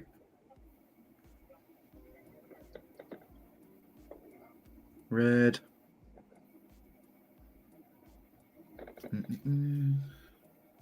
Right, I think I'm going to pop off, gentlemen. I've got work in the morning, so I'm going to get myself sorted for that. No worries, Danny. Good to see you, mate. Did you get him done? I've got a fair bit done. I've got a fair bit of them done. They're not finished yet, but I'll get some more done tomorrow. Nice. Yeah, G-Dog. So I'll add you to the group, but we sort of get together and do these sort of live streams every. Well, it's been quite consistent, hasn't it? It has at the moment, yeah. There seems to be quite a bit of a emphasis on it at the moment. So I find it really helps get some stuff done. Yeah, definitely. Just have a little chat with the guys, and get plenty of painting done. I'll try and come prepared with something slightly interesting today next time. Yeah. Please do. Not too interesting, but yeah. No, please do. Bring a subject with you so we can discuss the subject. That's exactly. Yeah. Put the chat amongst the pigeons. Absolutely. If there's something, if you've got a burning question, you need to get off your chest, G-Dog. The live chat in front of everyone is clearly the way to go. Just keep it, keep it sensible. Know what you like. Controversial. Yeah. To be fair, we can't get more controversial than your dressing gown, so Talk of the town, mate. Yeah. I like to think you're going to start this whole new gaming craze where everyone just plays in their dressing gowns, paints in their dressing gowns. It's not a dressing gown anymore. It's my painting gown. I should have a little lapel with all my brushes in it. So I've got all my brushes pinned up here. Absolutely. Well, actually, the question is, why haven't you done that already? I mean, why are you waiting? Because it's only just become my painting gown. Because I've got a new dressing gown for Christmas. Give it time.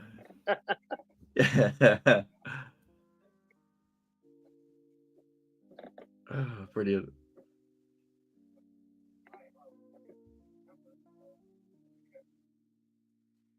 Yeah, I do apologise, John. I'll have to go back through your videos and watch that battle report.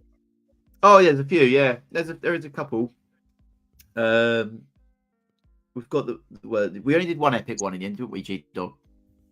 We did. And then it was Corona, wasn't it? That really sort of put the brakes on that because then we couldn't see each other. Yeah, it did. And then you moved away. Then I moved away. Yeah, that didn't help. No, but, not that. Yeah, have a little look. Do you like driving down the M4? It's horrible. It's not. No. Depends how far you got to go, in you. Not the one. say that you're even further away, aren't you? M5 is just Richard, bad. where are you down? I'm down southwest, so I'm south of Bristol.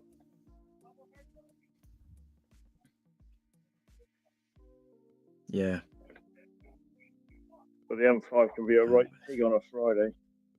Oh, yeah. Yeah, I bet.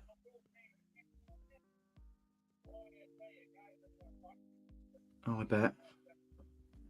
I never knew till I started painting these because, like, I think back in the day, back in the actual 90s, I used to have the Cawdor guys who were sort of like these redemptionists, but not quite as like extreme.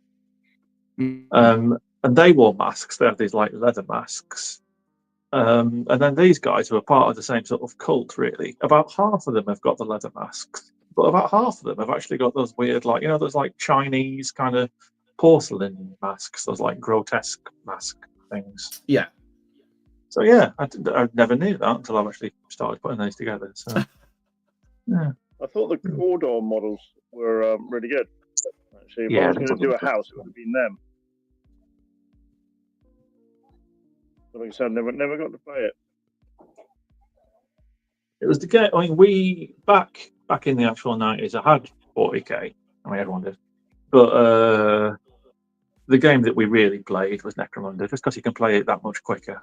And we used to have like a club at school and stuff, and you can get through a game of Necromunda in an hour. Whereas after an hour of setting up second edition 40k, you're just about ready to play. So Yeah.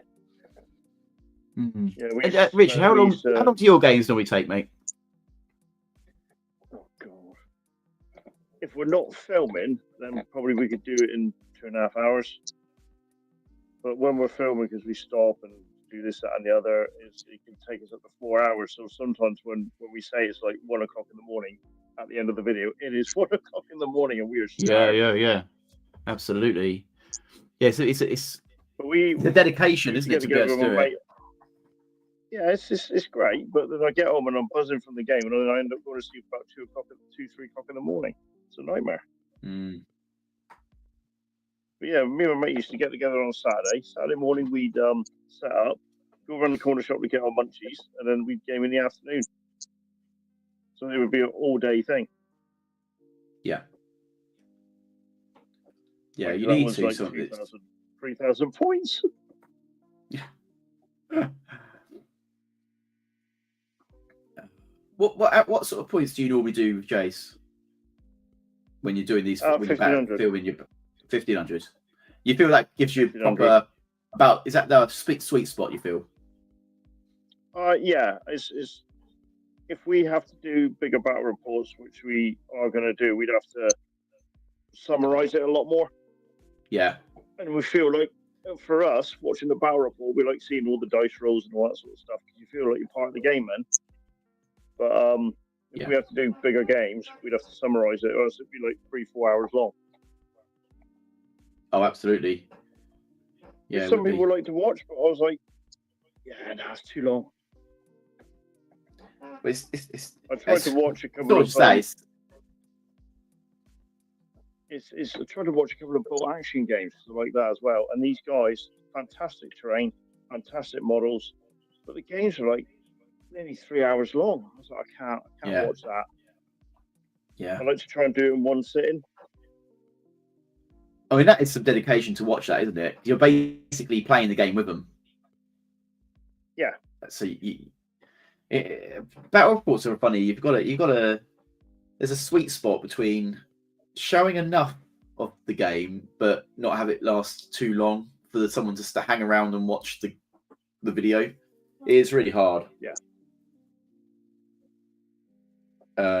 Because ultimately, what happens is you end up cutting things out. Sorry, go on. But even Jay said he likes to watch long battle reports because then he just puts it on. He doesn't have to then look for something else to watch while he's painting. So he's of the opinion that long battle reports aren't a problem. But when I put it all together and it suddenly comes up, it's like 2 hours long. I have a little bloody panic attack. I'm thinking that's too long. Oh yeah. Uploading it as well as a pain in the ass. 2 hour long video. I just click upload and leave my phone to one side and then walk away. So I do it all on my mobile phone anyway. So it's nothing clever about what we do. Yeah. Graham, have you visited Richard's YouTube channel? What's it called? Richard? Bring about wargaming. Don't think so. No. You're not missing much. No, you'll have to go over because it's there's a lot of battle reports on there, and it's like I say, Richard, they're quite a lot of it is sort of early 90s games. You do a few sort of more modern games, don't you? Well, you do Kings of War. Yeah, we do Kings of War, and we do Bow Action. And we've done a few one-page rules ones as well. And to be fair, if you're fed up with 40k, like 10th edition, then oh my god, you have to play one-page rules. It's like how 40k should have been. Oh, I mean, I wouldn't know. I fell out of love with 40k a long time ago. Yeah. I do like Bolt Action, though, and I've been playing a little bit of... Actually, that's true, Johnny. You said if I haven't played any games. I did play a bit of Bolt Action. I went to the local club and played some version 3. Got my Soviets out. Oh, nice. Yeah. So how it's is nice to get out again. They've not been out of the box for years. So yeah. Have you both played version 3 or just you, Graham? Yeah, no, we've done a couple, but we've found that they've changed the structure of how you do your army. So the armies Jason and I've got aren't really compatible with 3rd edition at the moment. We've got to do a few tweaks with NCOs and stuff like that. Mm-hmm. Right. But yeah, it plays a lot. It plays a lot better than 2nd did. Oh, does it really? So you feel it's a better game? Right. Yeah, it just flows a bit easier. It's literally like when 2nd edition 40k went from 2nd to 3rd.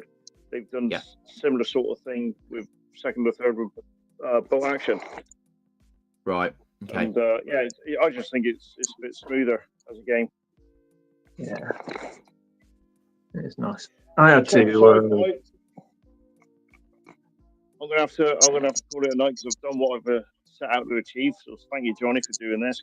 Maybe get these done, anyway, which is great. I won't be able to make it on Saturday because I'll be filming a battle report. Well, that's more important, mate. Well, yeah, possibly. You got Simon coming up with his GC cult, so it should be a laugh. Right, guys, I shall.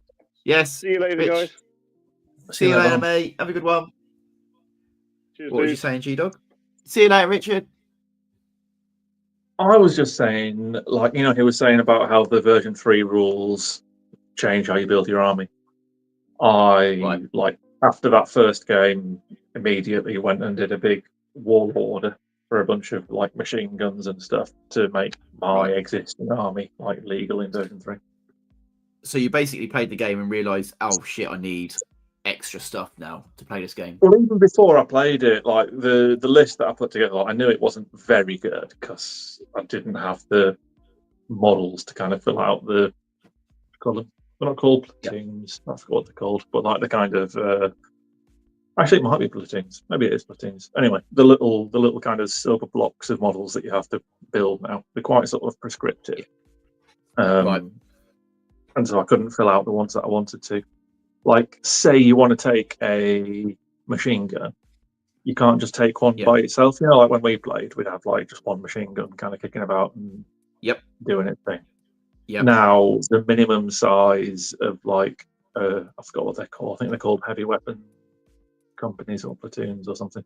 But the minimum size of that is 2 machine guns and 2 mortars. So if you want to bring any machine guns, you've got to bring at least 2. You have to bring 2 mortars. Yeah. And do they have to stay together or can you put them around the? No, they can sort of deploy how you want. I'm going to try, Johnny. It's just me and you and the millions watching. I'm going to try and spin this phone around and you can maybe see my little. Does that work? I can see them. That's pretty clear. Yeah.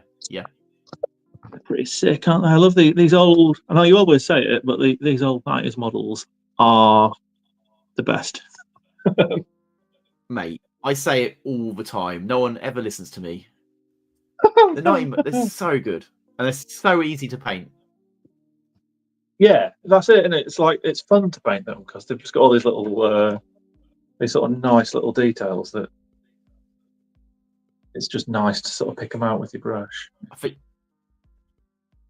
I've made that worse. I have done, yeah. Oh, there you go. I can see it. Yeah. The 90s miniatures. They're not over fancy. They've got so much character. You're not forever picking out skulls and trinkets to finish the model. Yeah. They're just a joy to paint, and I think that's why I like them. They're just a joy to paint. You can actually sit down and enjoy painting. Yeah. Although the special characters, like this Arch Zealot guy, but I think that's what they did, isn't it? Unlike the special characters, they went a bit more nuts, and they did chuck on a ton of skulls and whatever. So as I'm painting this guy, I keep finding more and more things that I sort of need to pick out. But I think they were quite good. I think they're quite disciplined. They did it on the special characters, and then on the basic guys, yeah, like you say, you didn't have to endlessly paint tiny little hourglasses or whatever. Yeah. Absolutely. No, and they're looking really good as well. They look really nice. Well, I'm going to try and do the classic. Can we see the classic color scheme on these? So they've got the bright red robes, and then they've got like flames along the bottom in yellow that kind of come up from the bottom. So I'm going to try and do that. Yeah. My freehand isn't brilliant, but we'll see. What's your top tips, Jenny? How would you freehand some flames? Flames? Would. How would I do that?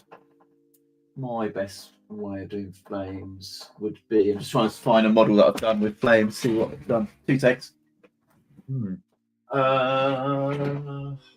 Flames. Because the thing is, obviously they're not. Yeah. Like they're not real flames. Like these guys aren't literally on fire, but it's meant to be that they've got flames painted on their robes. So yeah. Yeah. So in game, you want to start with a nice red background. Yeah, and then a nice dark red, and then build up to the point of yellow, and that's all I do. Just a nice bright yellow at the end. So it's just lots of layers, just different. Just so start with the red, start with the dark red, add just a little bit of yellow coming in, and sort of just try and get that sort of hot, white sort of yellowy flame at the top. And I would draw the flame in with the red. So is it freehanding you're doing?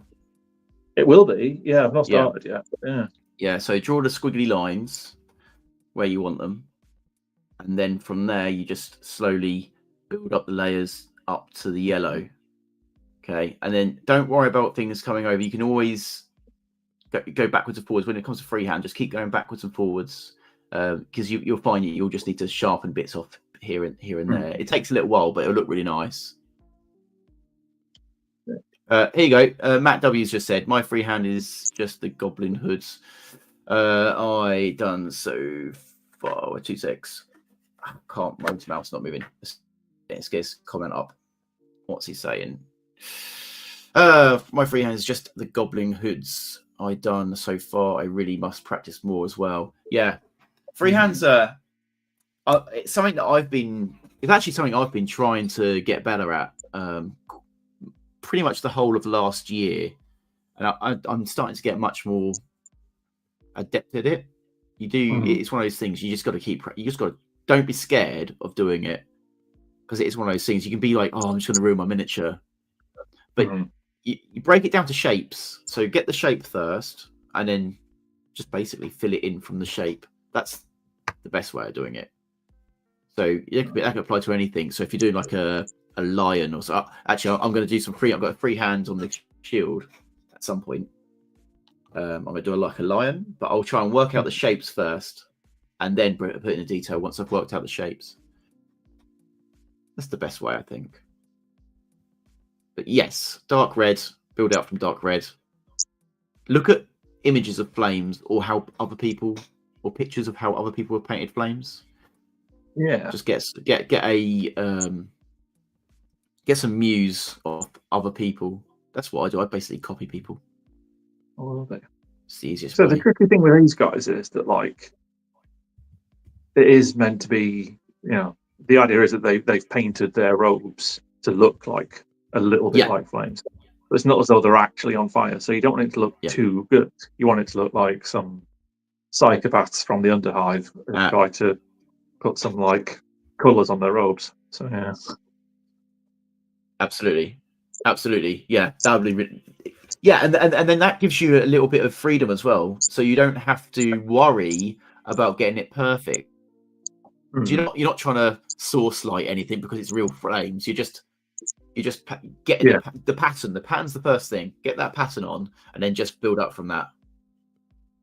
And like I say, I use it like a dark red or whatever. Are you painting over a black background or? It'll be red. So the flames themselves, the robes are bright red, and then they've got yellow flames along the hem. Okay, right. So don't worry about the red. Very 90s, very sort of classic 90s GW. Start with you know, like your Blood Angels, they've got the kind of the red with, then they got the yellow flames along the edge of stuff. It's like that. Yeah.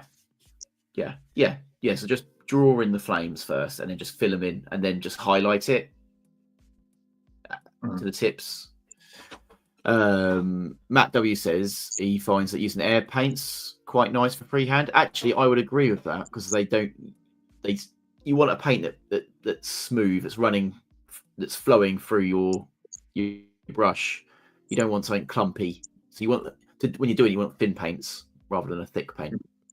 Definitely agree with that. Yeah, absolutely. I think you're whatever happened to your second edition orcs, Johnny? My what? Sorry, your second edition orcs, because I remember they had a lot of flames. Your were they bad mates? I can't remember. But then second edition orcs that you started putting together. Yeah, I've got loads of them. They're all sitting here. Some of them are sitting here. Got some. That's what we need to do, mate. We need to get that little bad edition there going on. Oh, there he is. Yeah. Well, I've got an army ready. I've got my Howling Griffins ready for you. Yeah, and my Tyranids aren't. You just need to go around and play it. Yeah, let's make that happen. Let's definitely make that happen. Also, if you want to, if you're interested and you want to do it, you've got your little Necromunda gang. If you do a little video on them, I'm more than happy to stick that onto my YouTube for you. If that's something you'd want to do, you don't have to, but that'd be quite a cool little thing. Have a think about it. Sure. Yeah. Yes, 40k, second edition 40k. So I could almost use orcs as well. I'm not far from. I've got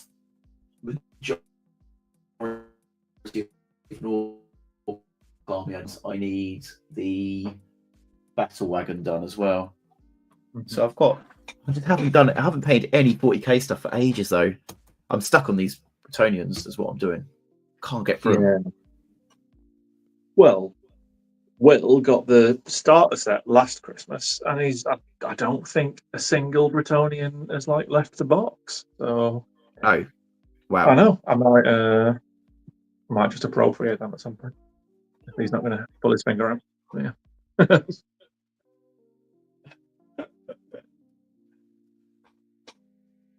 Needs to do something about that. The problem with Bretonians is that they are, especially the knights, you paint them like they're each individual guys, or especially the way I'm doing it. They're each having their own livery, so different styles. So they're essentially 10 characters in a unit. Yeah, and it takes an age.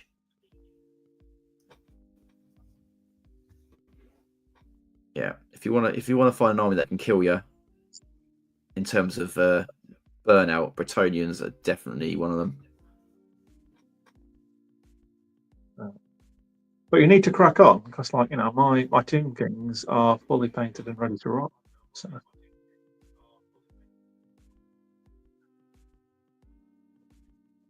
Yeah, well, I won't be far off. So once I've got this unit done, I've got quite a lot of bowmen done, and I've got some men at arms done. I just need to get a general. I've got a general here sitting waiting for me to do, and I've got some Pegasus Knights as well. So I'm not, and they won't take me too long because there's only 3 in a unit. So I'm actually not that far away to having a playable army. Nice. I mean, you say 3 in a unit. So Apparently, I do have the beardy thing to do at the minute is to have a unit of like, I don't know, a dozen or something Pegasus Knights with all of your heroes in it, and apparently that's the current sort of unstoppable. Yeah, the problem is that the Bretonians are quite broken at the moment, aren't they? They're doing really well in the meta, but the Pegasus Knights they've got 360-degree charge range, I think. Have they? I think I might be right in saying that, which just makes you might be. I don't know. Absolutely unreal. So what's Matt saying? Why I love the Night Goblins as nice, simple paint scheme and the house. Right. This is back. I'll see you in a second. 2 secs. What is he saying? Simple paint scheme, and the only thing that I do diff is the hood pattern. Yeah, Night Goblins are nice and easy to do. Absolutely. I did mine with a red and yellow, like cross. What do you call it? Like a checkered thing. They look quite cool, actually. I quite like them. But are those Night Goblins? Are they the Kev Adams ones, or are you using the more newer versions? I'd like to know that, Matt. Yes, but no, we need to get more games in G-Dog.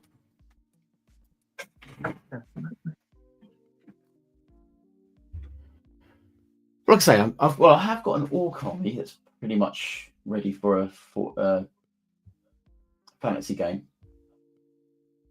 Oh, nice. I need to pay some trolls for it. It's basically my Kings of War army, really. But I've got a giant. Yeah. I've got a stone lobber in there. Got goblins. Yeah, I think I've pretty much got an army that I could use. Oh, there you go. All Kev Adams ones. Yeah, they're the best goblins, mate.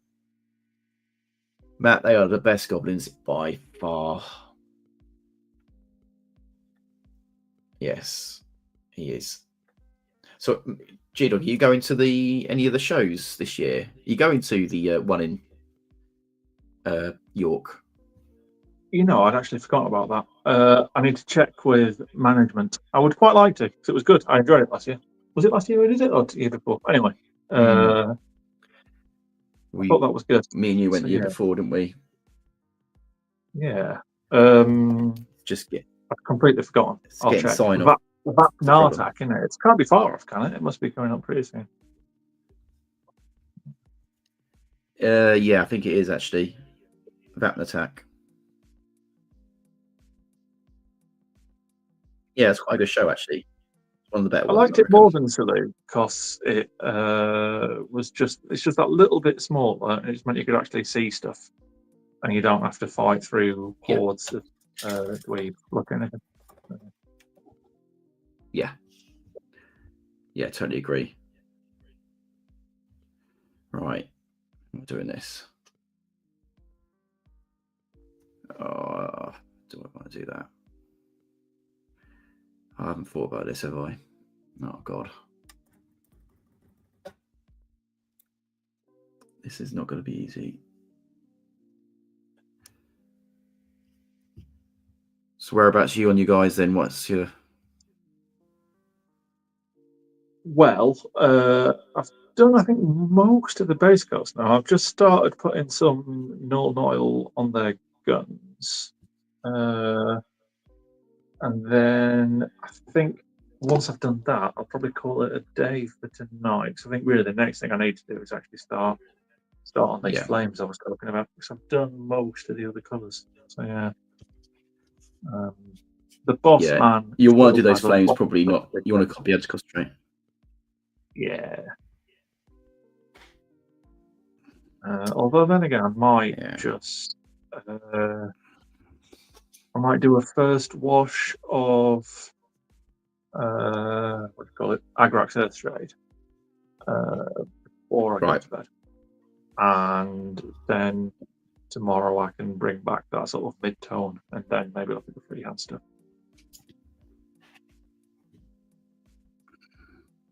Cool. Well, the missus is home now, so I'm gonna get in my marching orders in a sec. But I'll add you to the I'll add you to our little the Splatter Natter group, so you can jump on these at any time, because they are really good. They're really good to just getting some painting done, and you just meet some nice people as well. There's some quality guys, some very knowledgeable guys as well. Actually, some of them. So yeah, right. G-Dog, I'm gonna call it. I'm gonna call it there, mate. So I've got to go see how else. All right, love you. 7 o'clock. We've done well. Done all right, mate. I said love you. You can't go without saying that you love me back. Love you too. Oh. See you later, guys. Thanks for watching, guys. Bye. I did. I said I love you. I love you. Right. See you later, guys. Thanks for joining and jumping into the chat. And I believe the Natter's going to be over on Josh's channel, The Crown of Command. We'll be there probably, I think it's a Saturday evening British time. So thank you very much, and I'll end the stream there. Thank you very much. See you later, guys. Stay safe.